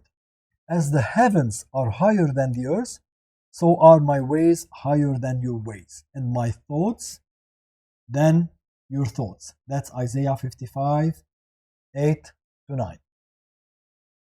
God also uses the same approach when communicating messages through vibrant dreams. That's why we are often able to easily recall the most important key elements of the dream and thereby possibly recover the entire storyline of the dream. Had it not been this way, it would be impossible almost to remember anything from dreams, which memory imprints only last for seconds before you wake up, actually. Especially if we resume our daily activity quickly, okay? without rehearsing the dream itself or writing it down. Storytelling associates the series of details and objects observed in the dream in a storyline. Just like when you watch a movie, it would mostly be relatively easy to remember peculiar details since the event is not only correlated to visual, auditory, and linguistic messages, but also in a plot that has a logical structure from the beginning to the end. The difference is that in a dream, the picture can be of a high definition, the sound can be crystal clear, and moreover, you even have aromas and kinesthetic signals which add more dimensions to the dream and on a higher experiential level. Main reason is within the dream, God can take you in the spirit that you actually would be literally there. It's not like you're seeing a holographic movie. No, God would take you somewhere that you would sense, you would smell, you would touch, and you even hear and see. Literally, like you would be transported in the spirit. The proof for that, if you go to the book of Philippians, I don't remember, when, actually not the Philippians, when Phillips was transported in the spirit, correct? Actually, he was transported physically. He was transported from one area to another. Okay? Like, I don't know the term in English, I'm trying to remember. Not telepathy. I will recall it later. But the thing is, he was transported literally in a supernatural way from one point to another, almost 20-30 miles away, okay, to preach to a person, an Ethiopian, to bring him to Christ. So, you are literally transported places when you're dreaming. Okay, while you're dreaming, you are at times being transported into places to touch, smell, see, etc. The storytelling technique may have many structures to it, but one of the most common ones, which is implicitly identified by the person on a subconscious level, is a roller coaster pattern of events presented in this model: initial state, then crisis, then moderate recovery, another deeper crisis, what seems to be an opportunity but it's not, hope lost, hope resumed with some seeming progress, finally another recovery, another even worse crisis, hope destroyed, at the last moment a sudden turn of events as the right choice is made. Now, this way of portraying the storytelling thing is from a worldly perspective. It's not necessarily, at times you go through that, by the way. Okay? When God is testing you, you go through rough seasons. I completely understand that. Okay? So, however, okay, still, even if it is a worldly model, you can see that you have main elements that would help you remember a storyline through that chain. Of course, the story does not necessarily have to include all those complex structures, but in a moderate structure, which is half the size of this one above, a story with different scenes holding diverse visual, auditory, and emotional details that are interconnected with a logical rhythm can be memorized easily. So the construction of the memory by interconnecting the neurons would follow the same mathematical model, which will be later used for later recalling or recollection, okay, by building up a map based on the storyline. This makes storytelling the most powerful tool for learning when diverse techniques are integrated along with it in a creative way, and I believe that's one of the reasons scientists have lately found complex multidimensional architectural structures of neurons within the brain. Creating memories through storytelling made me think with K of an intriguing hidden concept within the parable in the Bible, a concept I used to call visual data compression. This thing I found most intriguing as I once revisited the parable of the sower, which is Matthew 13, is how Jesus employs what I call visual data compression through parables. Like the saying, a picture is worth 1,000 words. It's more than that. Suddenly, it made much sense why Jesus chose to use parables instead of communicating the bottom line to the disciples. In fact, he told them, because the knowledge of the secrets of the kingdom of heaven has been given to you, but not to them. Matthew 13:11. Okay? It was given to them because they went after him for an explanation. They sought after him. They didn't just listen and then, turn their backs. One of the reasons.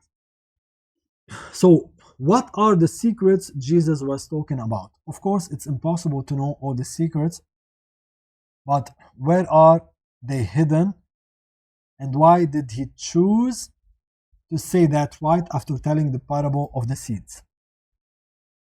As the Holy Spirit brought back the previous verse about secrets, it got my attention. The secrets are hidden within the parable itself. The verse is, it's God's desire to share his secrets with his children, you see. Okay, it wasn't designed to be completely ambiguous by other people present there either, but it had many levels, many dimensions of meanings, and many interpretations which are correct. Okay, we're not talking about contradictions. No, just like you're peeling layers of an onion, the same thing here. Okay, you have many layers within even one verse. You can uncover deeper meanings to the verse rather than what's showing on the surface. So they say a picture is worth 1,000 words, right? So what about an entire movie registered in the Bible at the form of a parable with many attached symbols? The human eye can process 12 images per second. So let's say each image has an average of 2 pictures, 2 graphic details within it, or 2 pictures of 2 objects. And then let's say the parable of the seed is a 1.5-hour movie. Let's also suppose that, like that secular proverb, each picture is only worth 1,000 words.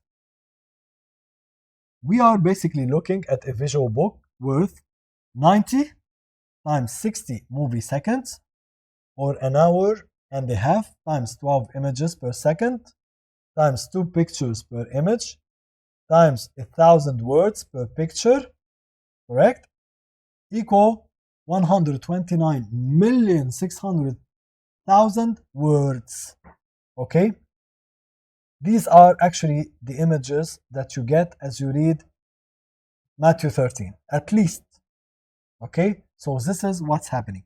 You're not seeing it, you are recreating the image in your mind based on the scripture, based on the details. Like some seed that were thrown in the middle of the road and the birds came and picked them.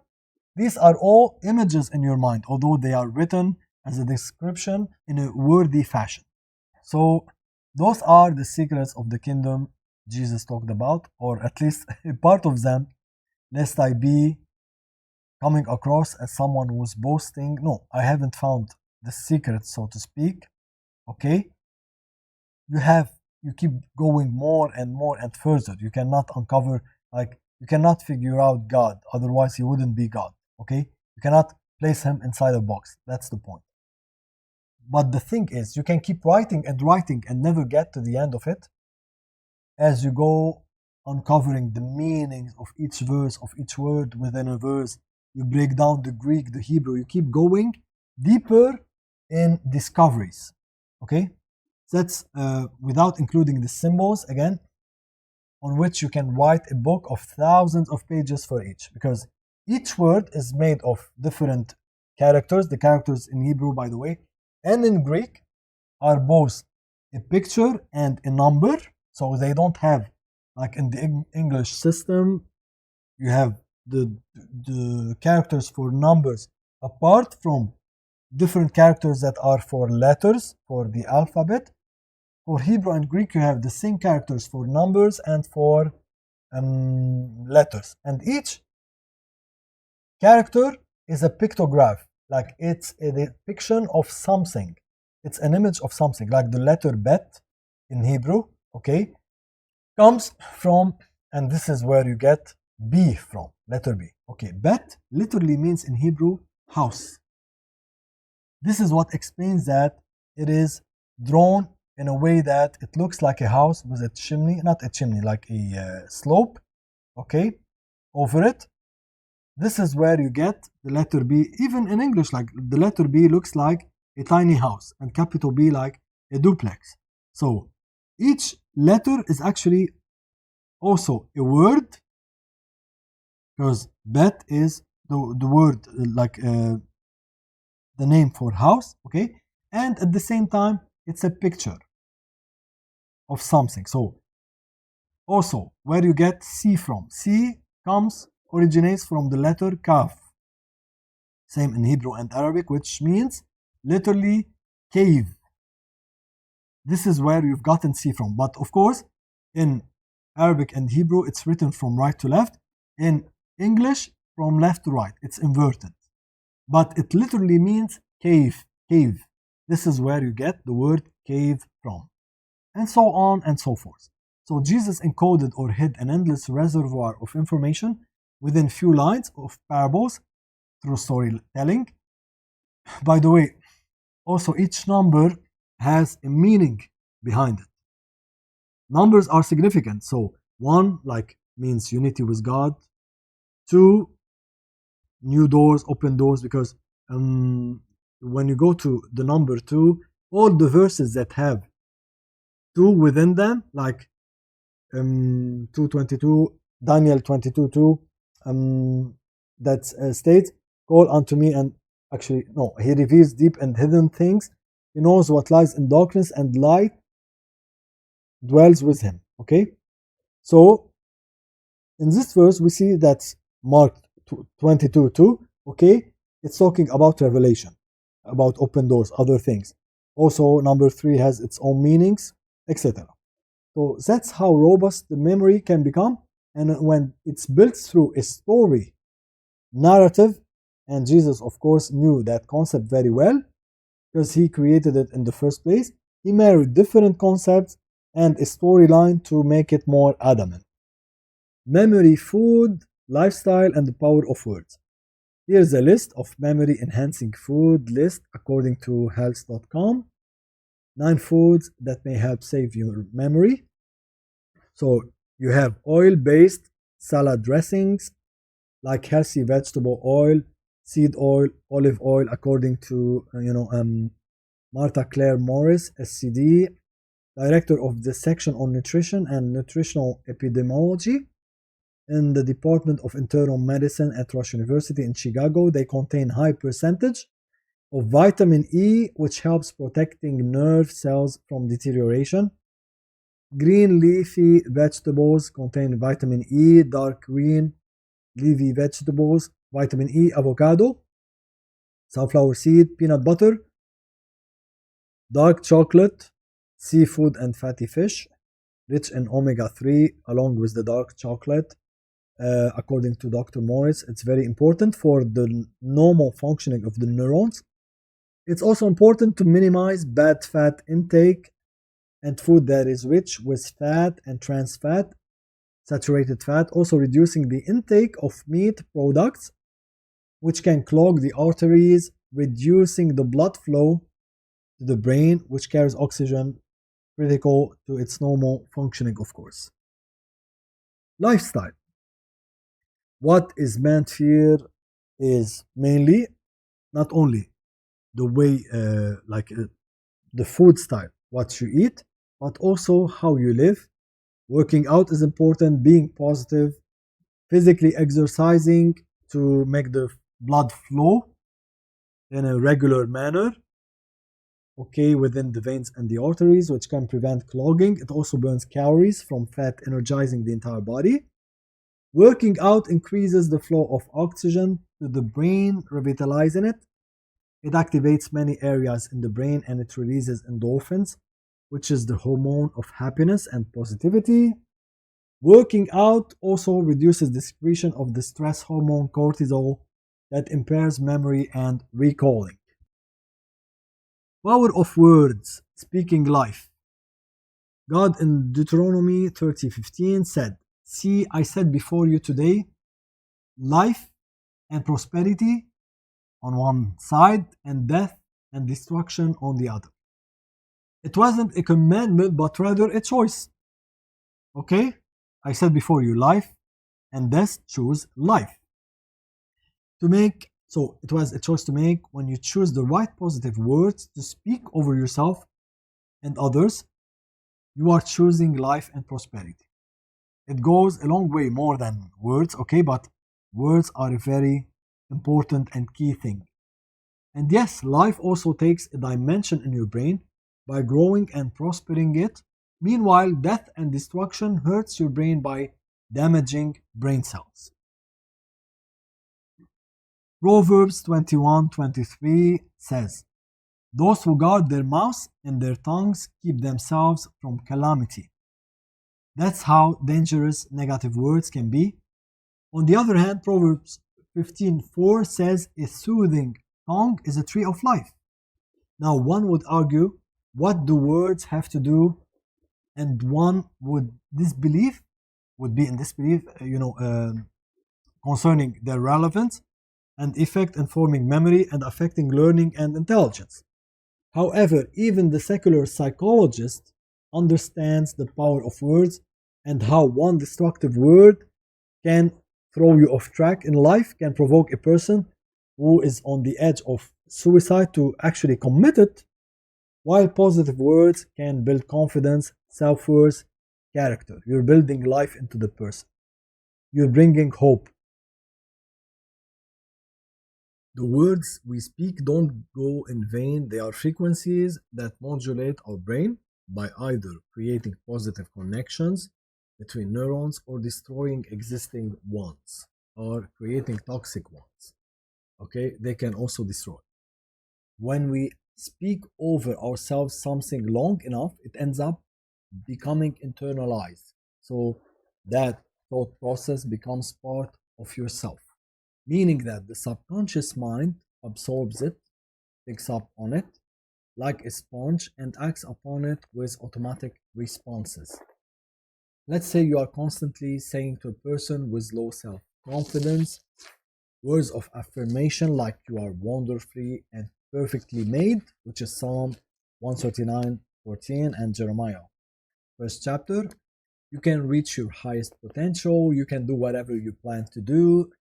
You have what it takes for the job. You will succeed. You're amazing. You're awesome. All of that. It internalizes within him in a positive way, giving him enough courage and ease to deal with challenges and other adversities in life and actually have a breakthrough and success. You're not, in fact, lying to him. By no means. This is God's original and perfect intent for each one of us, but we kind of start picking up things that are false, that are untrue. We start learning the mindsets and the mentalities of this world, the culture of this world that rigs it negatively, rigs it in low favor to you. Like you are being programmed for failure. You are being set up by the systems of this world for failure instead of success due to all of the wrong cultural mindsets, ideas that go against the word of life, that go against the absolute truth of the Bible. The scripture above in Proverbs 15:4, "A soothing tongue is a tree of life," is actually what I believe happens in the brain as a result of hearing positive words. And we've already addressed that in previous videos, I think, which is amazingly intricate. Okay, so it creates an intricate nerve cell interconnections that look like a tree with many branches within the brain. So the tree of life is a healthy structure of neural branches and neural nodes, okay, interconnecting among each other with a root, which is the starting point of that thought process or positive idea or affirmation in your head, and the synaptic connections are the root of that living tree. Okay? Yeah. The synaptic connections seem to be the root that are holding the interconnections of multiple neurons together also. It's not only, the starting thought. Yeah, it's better to think of it like that.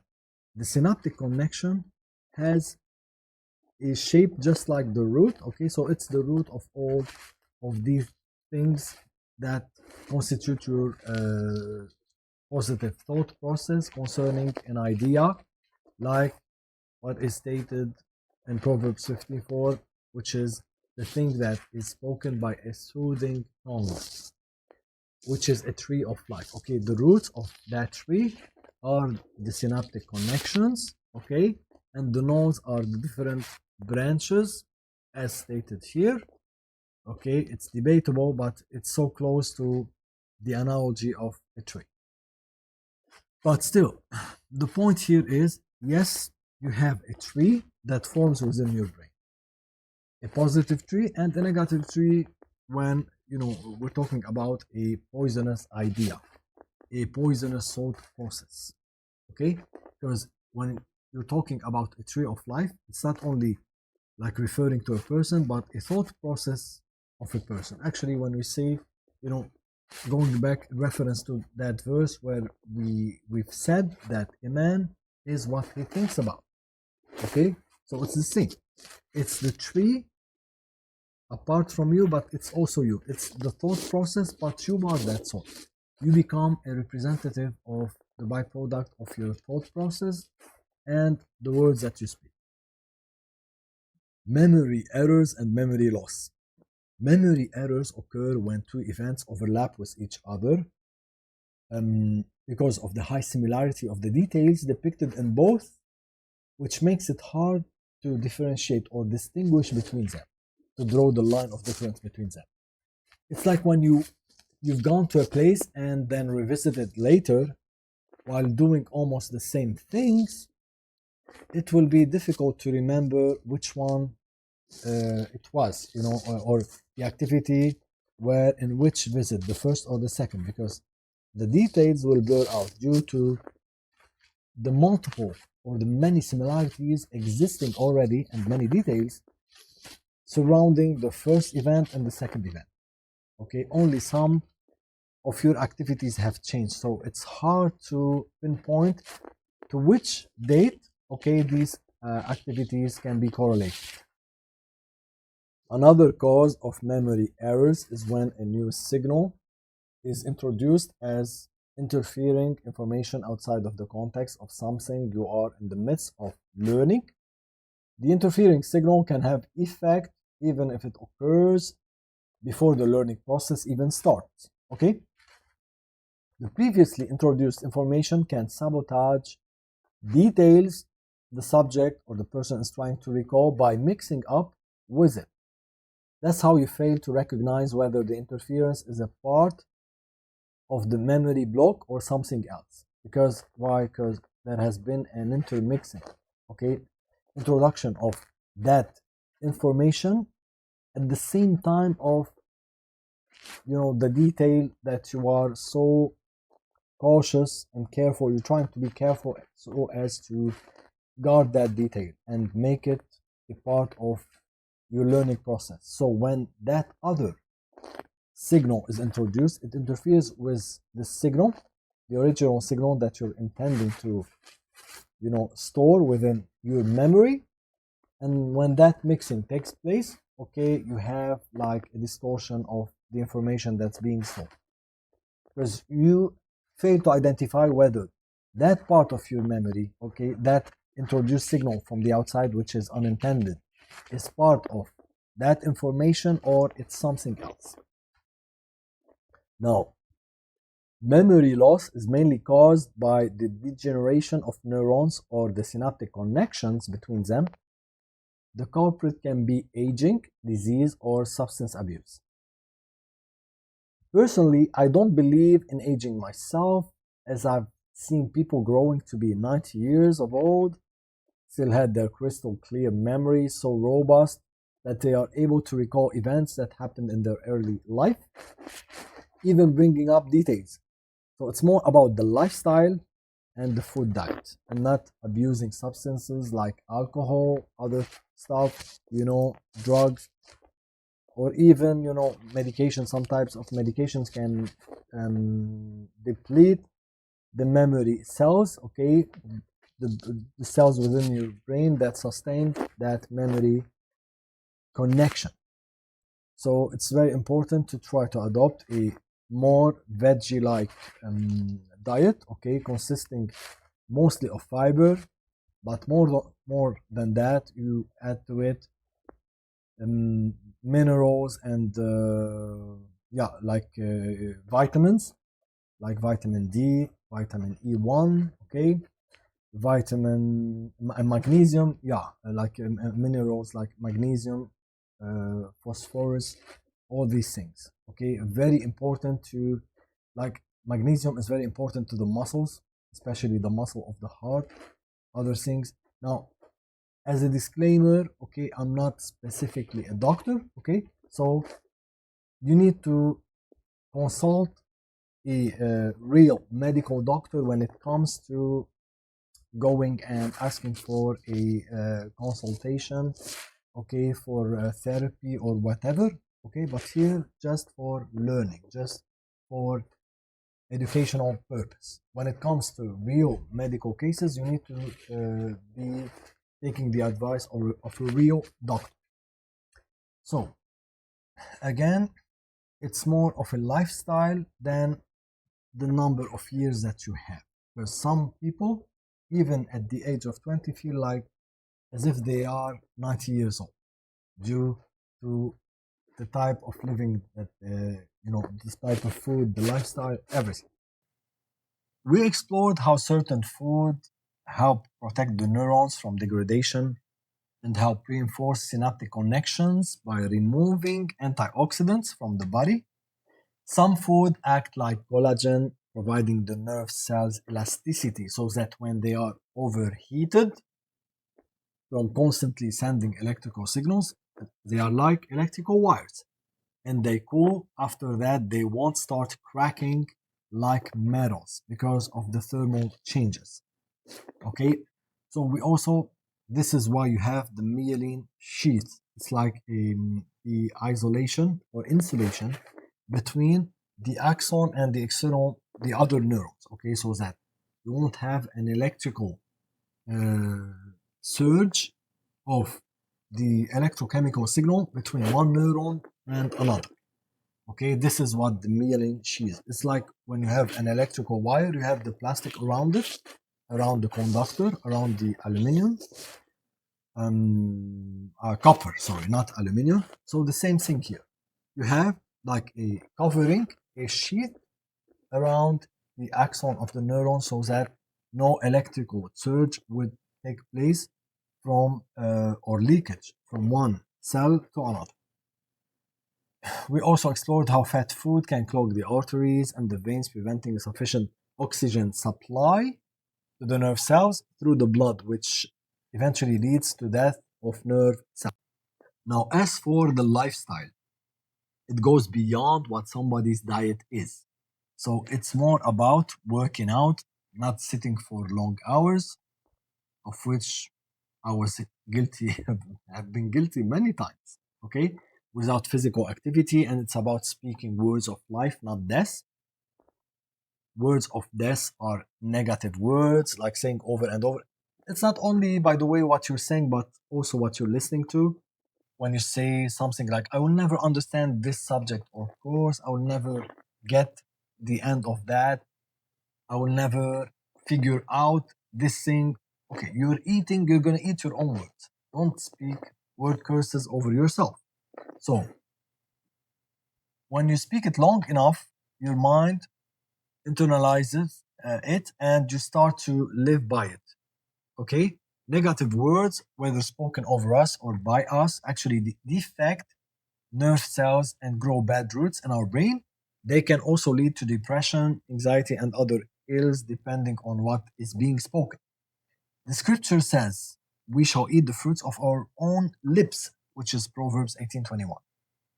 Okay? And this is true. We harvest the words that we sow either in a good way or a bad way. You become the byproduct of what you're saying because this is what you will start thinking about as well. And again, as we mentioned before, you start remodulating your cells and your DNA by what you're saying. For whoever would love life and see good days must keep their tongue from evil and their lips from deceitful speech. That's 1 Peter 3:10. Again, for whoever would love life and see good days must keep their tongue from evil. So your tongue has to do also with your lifetime and your well-being, and their lips from deceitful speech. 1 Peter 3:10. Another concept I like to introduce, which is retroactive memory, controversial. Okay, let's get into what retroactive memory is. Okay, retroactive memory is what I call chronologically environment aware memory. Okay, chronologically, meaning that it's related to time, environment aware memory. Have you ever walked in a place sensing as if something terrible has happened there, or perhaps something good had happened? Or what is spiritually known as the spiritual atmosphere. Like you feel in some places there's an open heaven. You feel it. At times it's the exact opposite. You feel like there's a demonic portal over a region or a place, which is also true. If there has been demonic rituals, if a crime took place there, this is what I mean by retroactive memory. Like you can pick up on those events that even if they had happened in the past, they are still tangible. You can even still smell them in the air. You feel like these events had left an imprint in the time-space fabric over that region. Even if they had happened in the past, there's still like a fingerprint of that event over that place that brings you back to what happened, perhaps in the spirit, but you start even in your physical brain, even in your physical memory, you start picking up on something, okay, that had happened, even like perhaps without necessarily, this is what I'm trying to say, without necessarily being able to place the tab on it and identify what exactly that is. You feel it, you sense it, but you don't necessarily know what it is until you ask someone. It's not necessarily that you were there when it took place, but it happened somewhere on the timeline, maybe years in the past, but it seems as if it remains recorded in the atmosphere of that place, as if it registered in the molecular memory of the air particles, the matter, the water around it. And by the way, that's scientifically proven, as we mentioned. Haven't gotten to Masaru Emoto yet, but whatever you speak over water, over matter, the frequencies, the sounds, everything that happens, okay, especially when it comes to sound, words being spoken, it registers within the matter, okay, that is, it's being applied to. It registers into water, into any type of matter, even the air picks up on it. It's like you get out of nowhere an inspiration of thought. It seems to be a movie playing in your head of someone you didn't, or about someone you didn't even know, you never actually met, or maybe a group of people that were there and something particular happened with him, her, them, except it's not your own thoughts. You think that it's you thinking like that, but in fact, what you're having is you're tapping into another dimension where you're retrieving a former memory. You really get the feeling that this event actually took place, okay? It plays in your head. It plays in your head as if you're seeing, as if you've gone back into the past and you've seen it playing it out, okay? But you were not even there yourself, but you feel it. It either plays within your mind within your imagination, or like you get an open vision of it, but you feel that it's still there. It was registered in that place. So you really get the feeling that this event actually took place and it's not even your own imagination. You kind of sense the evil around that, okay, around the event still lingering, or maybe the anointing of God. If it was an open heaven event, something powerful had happened, you sense the glory, the anointing in that place. You sense the presence of God, like the Azusa Street in the United States, where the former revival had happened. So you sense it's still perceptible through your senses as if it happened just yesterday. So where does this idea come from, and how it is possible to assess its viability? Here we get to Dr. Masaru Emoto, who is a scientist, again, from Japanese descent, who lived in Hawaii, and he conducted a very interesting water experiment where he placed the water, actually two water containers, in two separate rooms. Perhaps more specimens were placed in different rooms, but to make it simple, in one room he played a recording of curse words like bad mouthing, the word evil, words of death for hours. In the other, he played a recording of optimistic words, nice words of compliments, encouragement, edification. You can say life-giving words. I don't think he was even a Christian, but okay, the experiment that he did had proven the Bible. That's the point. Okay, after that, he froze the two containers so that they can guard their shape, okay, once they are frozen. And he then took slice samples to examine them. Actually, they were slice samples of water to begin with. He took them back to examine them via the microscope. What he found was striking. The sample taken from the first container that was exposed to curse words was putrid, had become putrid, and showed distorted eye shapes, while the one taken from the second seemed to be pure even more than before the experiment. Okay? And the eyes formed perfect geometrical shapes, just like the fallen snow, for the ones that were, exposed to pure, to positive words. Meanwhile, the other ones exposed to curse words become putrid. They started exhibiting distorted and very unordered, like dismantled, random, chaotic geometric shapes. It wasn't even a geometric shape to begin with. And the water that was originally clean, okay, actually he withdrawn the water samples from one of the purest fountains on the earth in Hawaii. So the samples there started becoming putrid and displaying, started becoming more black, more polluted, contaminated, displaying more contamination and distorted geometrical shapes. Meanwhile, for the words exposed to positive, the water exposed to positive words started shaping up into perfect diamond shapes. Okay, while even the waters that was not originally clean, it became more pure and more crystal-like.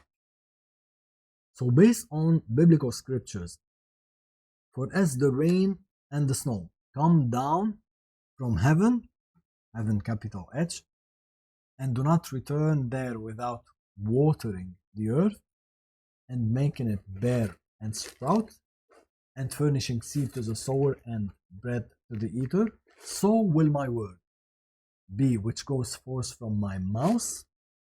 It will not return to me empty, without accomplishing what I desire, and without succeeding in the matter for which I sent it, and without succeeding in the matter for which I, sent. This is repeated twice. But the point is, you notice the connection, and it's not a coincidence, between the snow, okay, and the words that comes out of God's mouth. You notice that the snow falling from heaven, it has geometrical shapes, as if it had received the blessings from God before falling back to the ground. It's something very interesting because by default, the snow does not have these geometrical shapes that you see on Christmas trees. Okay? Actually, whether you want to debate it or not, it has already been proven by the experimentation done through Masaru Emoto. Okay? And you can look him up on Google, okay, or YouTube even. So, yeah, he had done the experimentation and had seen the results and how much the frequencies of your words or whatever you listen to or you speak affects water, affects cell structure. And mind you, again, we are made of 90% water. Okay, to show you what he came up with. So this is the test of Dr. Masaru Emoto. You see, here, this sample of water was spoken to it the word evil over and over for hours. You see, it almost created a black hole. You make me sick here. This is the sentence that was repeated over and over the water. And you see, in both cases, the water is putrid. There's no defined and neat geometrical shape. There's no geometrical shape at all. Okay, you can't even see the forming of the diamond. Here, polluted water before prayer, polluted water after prayer. You see, prayer had cleansed the water. Not only that, it recreated these diamond shapes. So it gave water structure. See what the word being useful being repeated over and over the water, what it made. And each time there's a negative word, you see the water becoming like skunk, so to speak. Okay, it's becoming so polluted, so contaminated. Meanwhile, the word peace not only had cleansed the water, but you have the formation of diamond shape, unlike in this case. I love you. See the shape, diamond shape. Angel, okay, perfect diamond shape. Wisdom, thank you. And you see the water started cleaning up, eternal, etc. So I hope you've got the idea. Now, it's interesting that the effect of the sound and in this context, the spoken words on water are found in Proverbs 18:21. The tongue has the power of life and death, and those who love it will eat its fruit, or will eat the fruit thereof. Which explains why the water was changed to whether the worse or the better based on the type of messages it was subjected to, it was being exposed to. And it showed the fingerprint, so to speak, or rather the negative or positive influence of the words being spoken on a molecular and geometric spatial level over water. Words spoken actually carry life or death. They carry the power of life and death. This is stated in the Bible, and you've just seen the demonstration in a lab environment for that verse playing out in sight. This is how much I trust in the Bible, because no need to prove it. Okay, it has proven itself over and over. It will keep going that direction. So, why a person under clinical depression? This explains why a person under clinical depression, which is a major crippling case of depression, disabling the person from even executing the primary duties like getting out of bed, going out, or finishing his own work, can be driven to commit suicide by demeaning words, or can regain hope and be fully re-encouraged, transformed to pursue life, happiness, prosperity, and to build him up through also words. So, truly, words carry the power of life and death within them. So, the point here is this: since the air has vapor water in it, it registers the sound frequencies of the words spoken, even if it happened a long time ago, and by entering to that area yourself, you will get them imported to your brain through your senses. So this is how you get a sense of a past event. Not only that, again, what you say the frequencies that you speak or that are heard also register in solid matter, not only water. Water was used as, an evidence because water has elasticity. It will react quickly to a frequency. Okay, just like, and we've all seen that when you play a frequency over a drum where you have like dust particles and they start forming into different shapes based each one based on the frequency pattern. Okay, so the same principle here. Matter reacts to the frequency and sound, to anything that is being to any sound frequency that's being subjected to. So that's how you get a sense of a past event, and that's why I call it retroactive. Okay, so it goes back in time. It's like it throws you back to the event as if you are reliving the event yourself as you get the modulated frequencies of the sounds in your brain. And I do believe they carry a time signature to them, which means the frequencies of the sounds decrease as time passes, which is noticed by the impression of a distant time frame.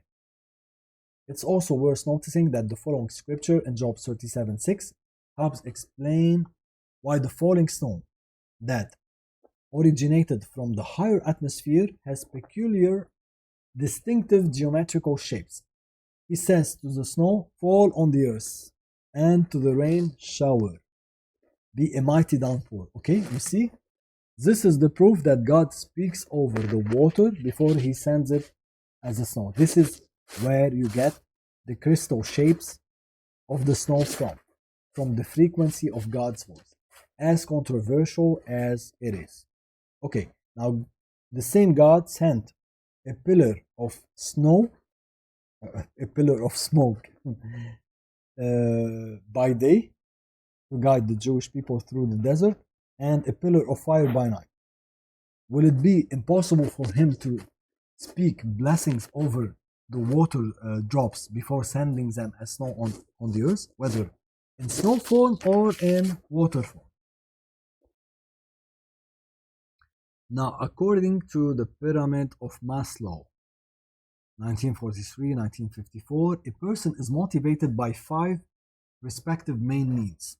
You have physiological needs, which are eating, sleeping. These are the primaries, the basic. And if these are not fulfilled, you go from the bottom all the way to the top. If these are not fulfilled, you cannot go seeking after the other things, which become luxuries in comparison to the primordial things, the primary needs.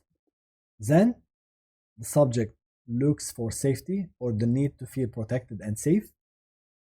Then love and belonging, esteem, or the need to express and to have an identity. So these are in order. And finally, once all of the others are met, on top of the pyramid is the need for self-actualization or accomplishment. So those needs go by order, and each one is prerequisite to the next. So one cannot fulfill the need of love and the sense of belonging if he's unable to fulfill the physiological needs first. Okay, then if you don't have safety, you won't be thinking about love. If you don't have love, you won't be seeking after self-accomplishment, and so on and so forth. The influence of the environment, whether from the family where it all starts, to society in general, to other messengers, so to speak, like the media, any other mean, can and will affect those 5 stages depending on the subject's upbringing, his permeability, meaning how much he can be infiltrated by external thoughts, to those influences, depending on his also personality makeup and his own personal choices. The child starts learning many traits from his parents, many habits going from the eating lifestyle to behaviors to other habits. And as he grows, those habits, starts to shape him up to a certain extent and can mold him in a certain way. Other factors in the environment contribute to how he thinks, like the place he grew up at, the people in it, the social construct, etc. Eventually the working place. What I'm trying to say is you should not become, okay, I understand that these things affect a person, but you should not become the victim or the byproduct of your environment, of your folks, of the people that you grew up around, the spiritual atmosphere that's looming in that area, which is a very important thing. This brings up to the retroactive memory, by the way. Okay, there's a spiritual atmosphere, because this is how you can explain each city. Okay, has a specific trait. You have cities where drugs are the most prominent thing that's taking over the city. You have other places, they are dealing with another problem mainly, and so on and so forth. So the point here is, you should trust in God and lean not on your own understanding. Don't think that you are supposed, or don't have projections as to imagine yourself not amounting to anything just because of these growing up conditions, whether your parents, whether all of these circumstances that you've been through should not dictate your own future. This is where I would point you, okay, and I would advise to you to watch Dr. Kevin Zadai. He's better than any life coach, okay, I've known of, and he will guide you into breaking out of these cycles and patterns, and he will pray for you. Okay, KEVINZADAI.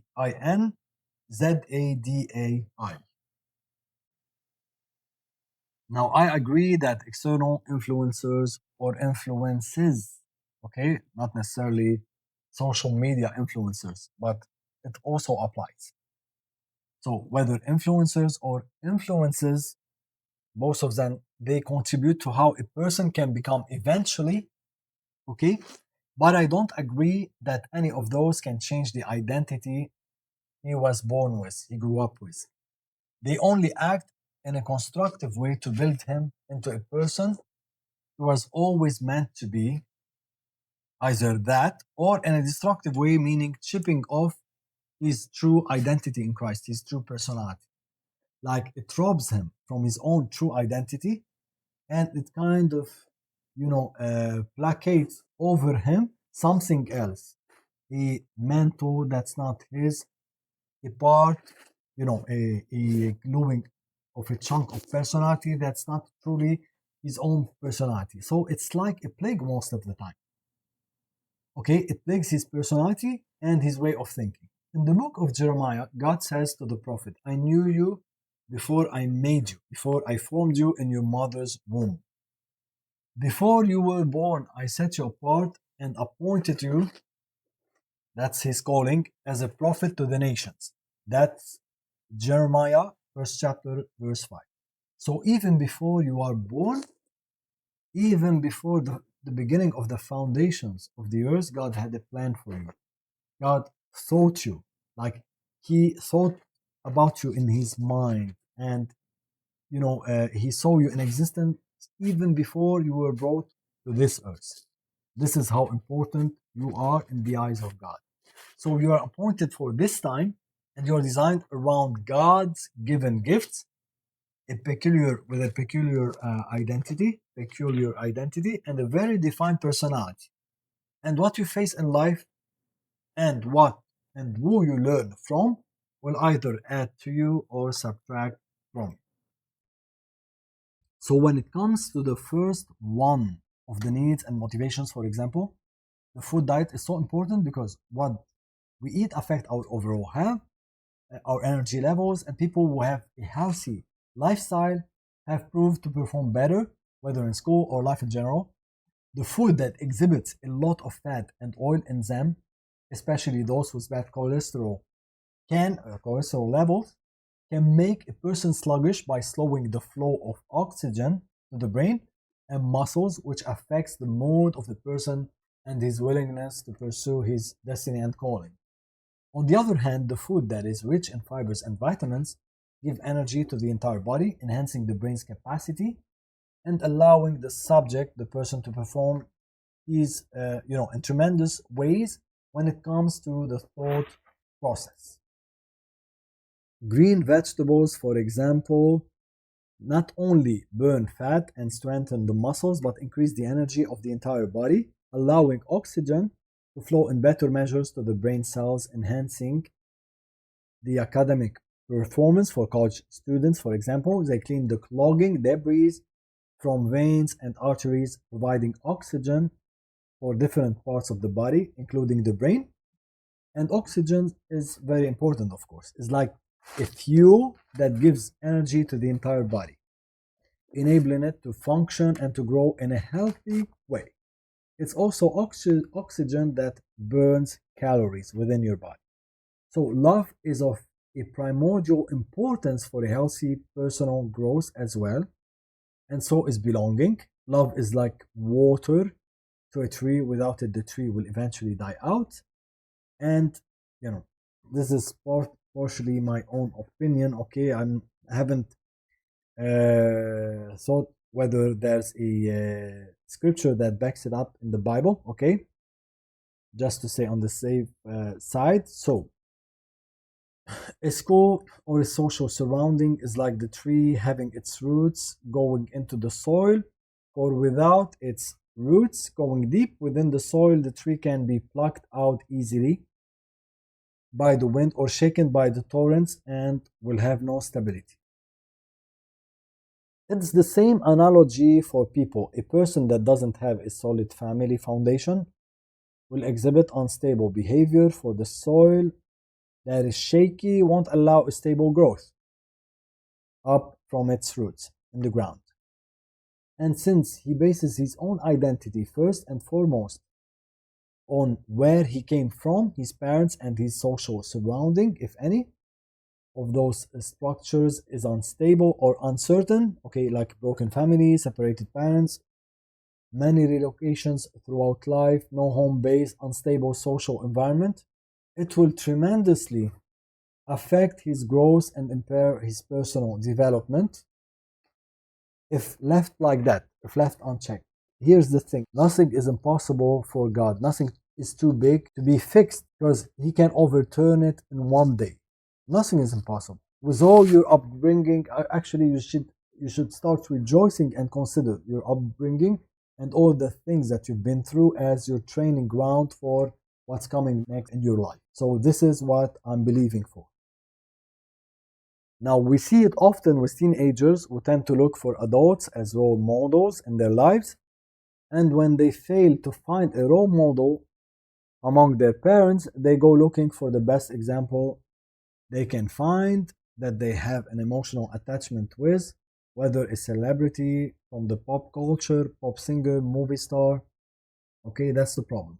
And the big problem is that most of the times, these people should not be your role models because they have too much problem. Okay, so you elevate them as idols, as people who, are the greatest thing, and still they are suffering from drug addiction. They're going through many things, many hard things in life. Yeah, these same people that you deem as the most, stable, the happiest people on earth, they have their own issues. Not only that, they are not even stable, and they are broken themselves when it comes to relationships.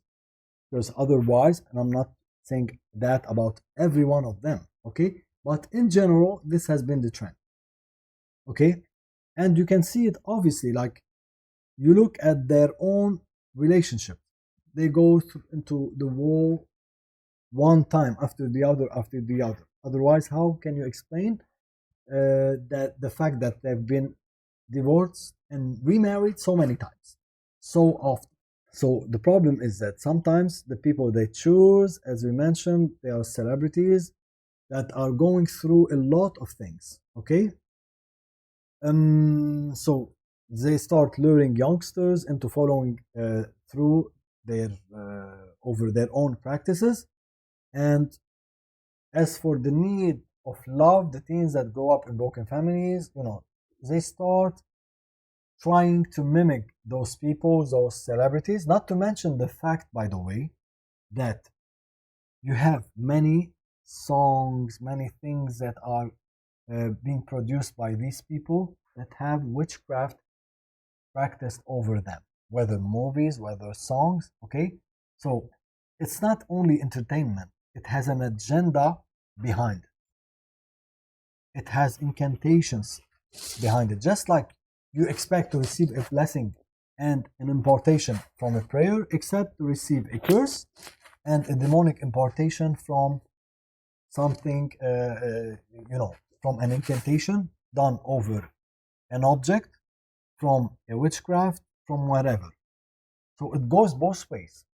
Just like Peter, he prayed over tissues and they were delivered to other people and they got healed. The same way witchcraft can work. Okay, so you get a demonic incantation over a tissue and it can be imparted to someone and it can end up hurting them. So if a kid is ignored or implicitly pushed out of a group, he will experience rejection and feel hurt, but he can recover as soon as he feels accepted by another. However, there would be too much instability. One negative word can be so destructive that it may take as many as 10 words of affirmation to undo its damage. Okay? One word can send you on a tailspin. The problem with the lack of love, whether in the family or outside, is that it leaves the person so dry that he will go looking for the love in all the wrong places. As most of you have already heard that expression multiple times, okay? To fulfill his needs. Just like a deer panting to the water, he would be so desperate even to drink from a poisoned well if it's available, just to satisfy his thirst, okay? This is from, the book of Psalms, Psalm 23, I think.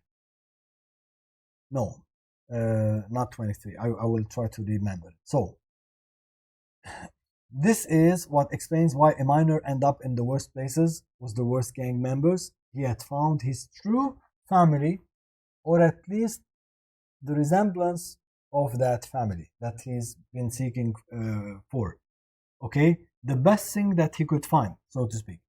Because even in that place, he found more love, more understanding, more acceptance among gang members, okay, from people of his own age or a little bit older, than within the church at the times, than within his own community, his close so-called friends. Most of the times, they're not even friends, okay?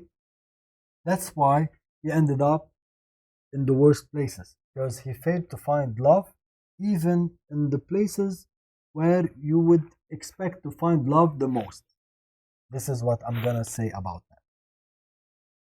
Okay, as for self-actualization or self-accomplishment, it goes on the top of the pyramid of needs, and as everything else is satisfied in a person's life, he will pursue accomplishment. So you need the lower layers of the pyramid to be already achieved before the person can desire to become someone, to pursue a career, succeed in it, the very thing that he would desire to define his identity. Now, this pyramid concept, again, it's not like biblically true. I believe that you can jump from the lowest part to self-accomplishment, just like that.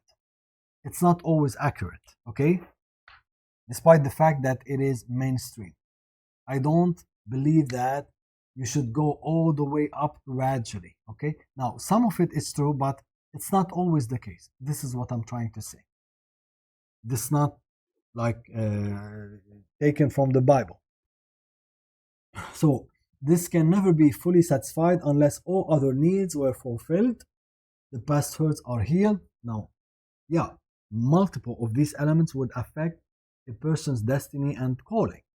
When you are damaged emotionally, okay, you would be so blindsided and having a brain fog and too much confusion, so as to understand what God wants you to pursue in this life.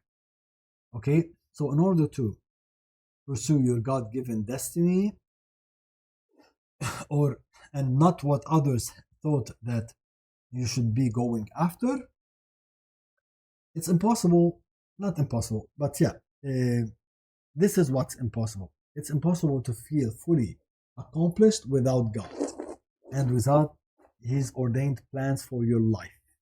No matter how much we look successful in the career we chose for ourselves, okay, we need to get what God wants for us, because this is where your true gift lies, true talent, and the true essence of what God created you to be and who you truly are in Jesus Christ. Okay, so this is where we need to discuss the social accelerators, so to speak, or promoters of destiny, and on the other hand, the negative hindrances that can pull you backwards. A child will start to learn the precepts of right and wrong through his parents on the natural level. He starts to understand the rules of good conduct, how to talk, how to behave, learning along his journey different traits, picking up different habits, associating with his parents and his relatives, and adapting and adjusting his behaviors based on the social environment, based on their expectations, many times. Okay, so it's not only that little kids act like that, but it goes throughout the adolescent phase, that a person keeps learning and adapting to his own environment, what he sees around him. Along the way, the person demands validation and approval. He's also in constant need of love and care, which gives him affirmation. So other people's reaction to his behavior, whether in reprimand or compliment, approval or rejection, define eventually the way he interacts with society and the aspects of his personality that he shows out or suppress. A large area of the personality makeup is defined by the rewards and punishment, and since a person's natural drive is to pursue after pleasure because it enables secretion of hormones like endorphin, dopamine, feels good, the hormones of happiness, and serotonin, hormone of self-confidence, and to avoid pain, a part of the fight or flight mode, which can either cause secretion of destructive hormones when it comes to pain, like cortisol, or inhibit the secretion of good ones, like the three mentioned before. He will try to avoid everything that can stir up a negative reaction from his surrounding, so that he would protect his own emotions. The thing with positive experiences that bring good feelings is that the neurotransmitters that are released after such experiences are constructive to the brain, to the overall makeup, if they are not being abused or triggered or manipulated by some type of drug. And they help build more connections between neurons, while experiences like stress and trauma destroy those synaptic connections by releasing neurotransmitters, contributing to memory loss and destruction of neural connections. Okay? An attempt to sever the bad emotions from the memory part connected to that negative experience. Okay? So, what happens when someone is rewarded for a behavior, whether it was good or bad? It acts like a seed, and when you're approved for acting it out, it's like water being poured over it. So not only it takes root, but it grows, and the worst thing that is would be getting away. The person would be getting away for a bad behavior for too long, because the parents or the surrounding are either approving, they've been rewarding bad behavior, okay, or tolerating it. So it would seem to the kid as if it was okay to do that. Tolerating means so it can be done. There's no consequences for it. Or there's even like instead of a retribution, there's even a reward, which is worse. So the roots become so deep, and this person starts becoming programmed. Okay, the branches too thick that it becomes hard to eradicate this type of behavior or cut it from its root. A person will keep following the same pattern, the same cycles, because instead of rebuking, he's getting approval. And the bad behavior starts going to another levels. So you start doing much worse in your community as you grow up, at your work, okay? So it grows more dangerous and less fixable. This is where the verse comes in. You raise a child on his bent, okay, the way he is supposed to be raised, based on his talents, a good conduct, and his gifts, he will never depart from it. Like a child who had a habit of stealing little things, that bad habit will develop eventually, okay, to into stealing much bigger things, okay? And worse than that, if it was giving him pleasure, either because it was going unnoticed or he felt some some kind of excitement because he got to do it while nobody else knew. So there was the pleasure of hiding it, okay, behind closed doors and not being exposed to anybody else, okay. So it was his own secret, or maybe approved by the parents who didn't see anything dangerous with their kid taking away those little stuff from his friends. It will eventually become so gruesome that it starts to involve the robbery of more expensive things or even worse habits to satisfy the increasing needs for the pleasure that, it becomes an addiction. Okay, so the pleasure becomes the act of robbery itself without the necessity of the person robbing things that are of significant value.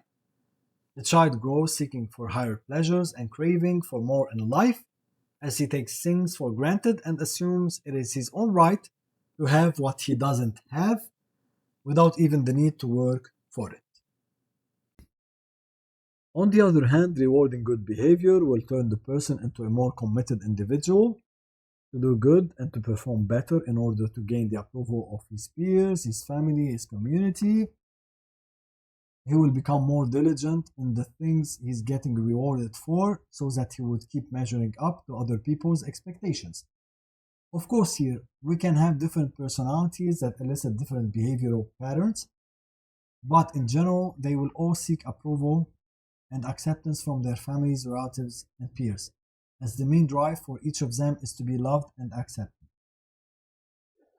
The reaction from the outside environment tremendously affects a person's identity by either inhibiting some traits that are getting a negative feedback or increasing those for which the feedback is positive and encouraging. So you start getting the society to mold you, which is not always positive, okay? You start morphing into the version that is accepted by your own society. Meanwhile, God and Jesus brought her here to be not try to fit in, okay, to be a part of the mainstream culture, but instead to stand out, to be the exception to the rule, not instead being fitted with the norm of the society or the habits that are adopted here, by most people. No, you were called to be the exception, to be the thing that is different. You are called to bring the light to the darkness. Okay, so if you are dark, you won't impact anyone or make any difference. So this goes mainly for certain younger ages and even for adults that have more tendency to conform to the society accepted norms and standards if they are highly dependent on people's opinion and approval. That's why you should not be a people pleaser, especially if they happen to have a low self-esteem, self-confidence, adhering their thought process and emotions to how they are seen by others. Okay? So instead, let's seek to please God and not man. You can never please everyone anyway. Okay? So who's better to please, God or man? Because with men, it's a dead end. It's not going anywhere anyway. Let's say someone was inherently born with a sense of humor. If he was constantly reprimanded for being funny because it wasn't polite or appropriate, one of the biggest problems, by the way, is instead of being your own self, your true identity, you try to fit into another person's mold or living up to their own expectations. So you fit in a mold that will break you because it was never meant to fit you. It was never your size. Just like King David, okay, when he was given the armor of Saul, it didn't fit. Why? Because it wasn't his own armor. It was never meant for him. He had his own armor that was best fitting. In other words, don't try to be someone else's character or don't try to fit someone else's expectations through your behavior. Just be yourself, your true identity. So if people around him kept picking on him, that guy who had a sense of humor, perhaps gifted in becoming a stand-up comedian, okay? If people around him kept picking on him and everything he says and that outside influence persisted for a long time, they will eventually shut him down and this gift within him will become dormant or choked. Since it's clearly painful to even think of it, the subject has now associated humor with pain and rejection, that he has to adopt a different trait that is not his, that is more conforming to the standard rules of his environment and his society. And here, because he separated himself from the real identity that he is, from the real person in him, it creates what is called a cognitive dissonance, an inner struggle between who he is and the person that he was supposed to become, who he is right now, who he appears to be right now, and the person that he was supposed to have become. Okay, and the more so, an inner struggle between who he truly is, we can say it this way, and the more accepted version, personality, he is forced to display in the open, he is forced to mold into, so as to avoid offending other people. This is what's happening. This is when he starts coming across as fabricated, fake, just to please or measure up to other people's expectations, being afraid and having been suppressed of becoming his own self, his own character, his own true identity. So he hides behind a more fitting identity for the society, a more fabricated, manufactured, artificial identity that's distorted, that's not truly his own, okay, but more moderate and more tolerable by people. Yeah, stop being that person. Just go and be your true self. And to find your true self, you need to find Jesus Christ first. And actually never apologize for the person that you are, that you truly are. Because as we've read in Jeremiah, first chapter, verse 5, I knew you before I formed you in your mother's womb. You were wonderfully and fearfully made, meaning that you don't need any adjustment. You don't need any tweaking in the original design. Now, you might need to shed out some of the bad habits. I agree with that. You might need to, become who you truly are, meaning that some of the habits need to go away. Some of the things that you need to learn about how to talk, okay? Doesn't mean that nothing is needed to be changed. No. You change yourself, you optimize, okay? You optimize into the best version of your own self, of your own identity. There's a difference between that and the attempt to become someone completely different. There are some unspoken and unwritten protocols, so to speak, in some places that force to mold the individual to a certain pattern of behavior, Like, for example, I've noticed people in the work context, in the workplace, within a large office, understandable to a certain extent. You cannot be overly funny or overly joking during the work hours. Okay, I kind of understand some of that. Okay, but you see, like, chatters are suppressed to the minimum and in a very casual fashion.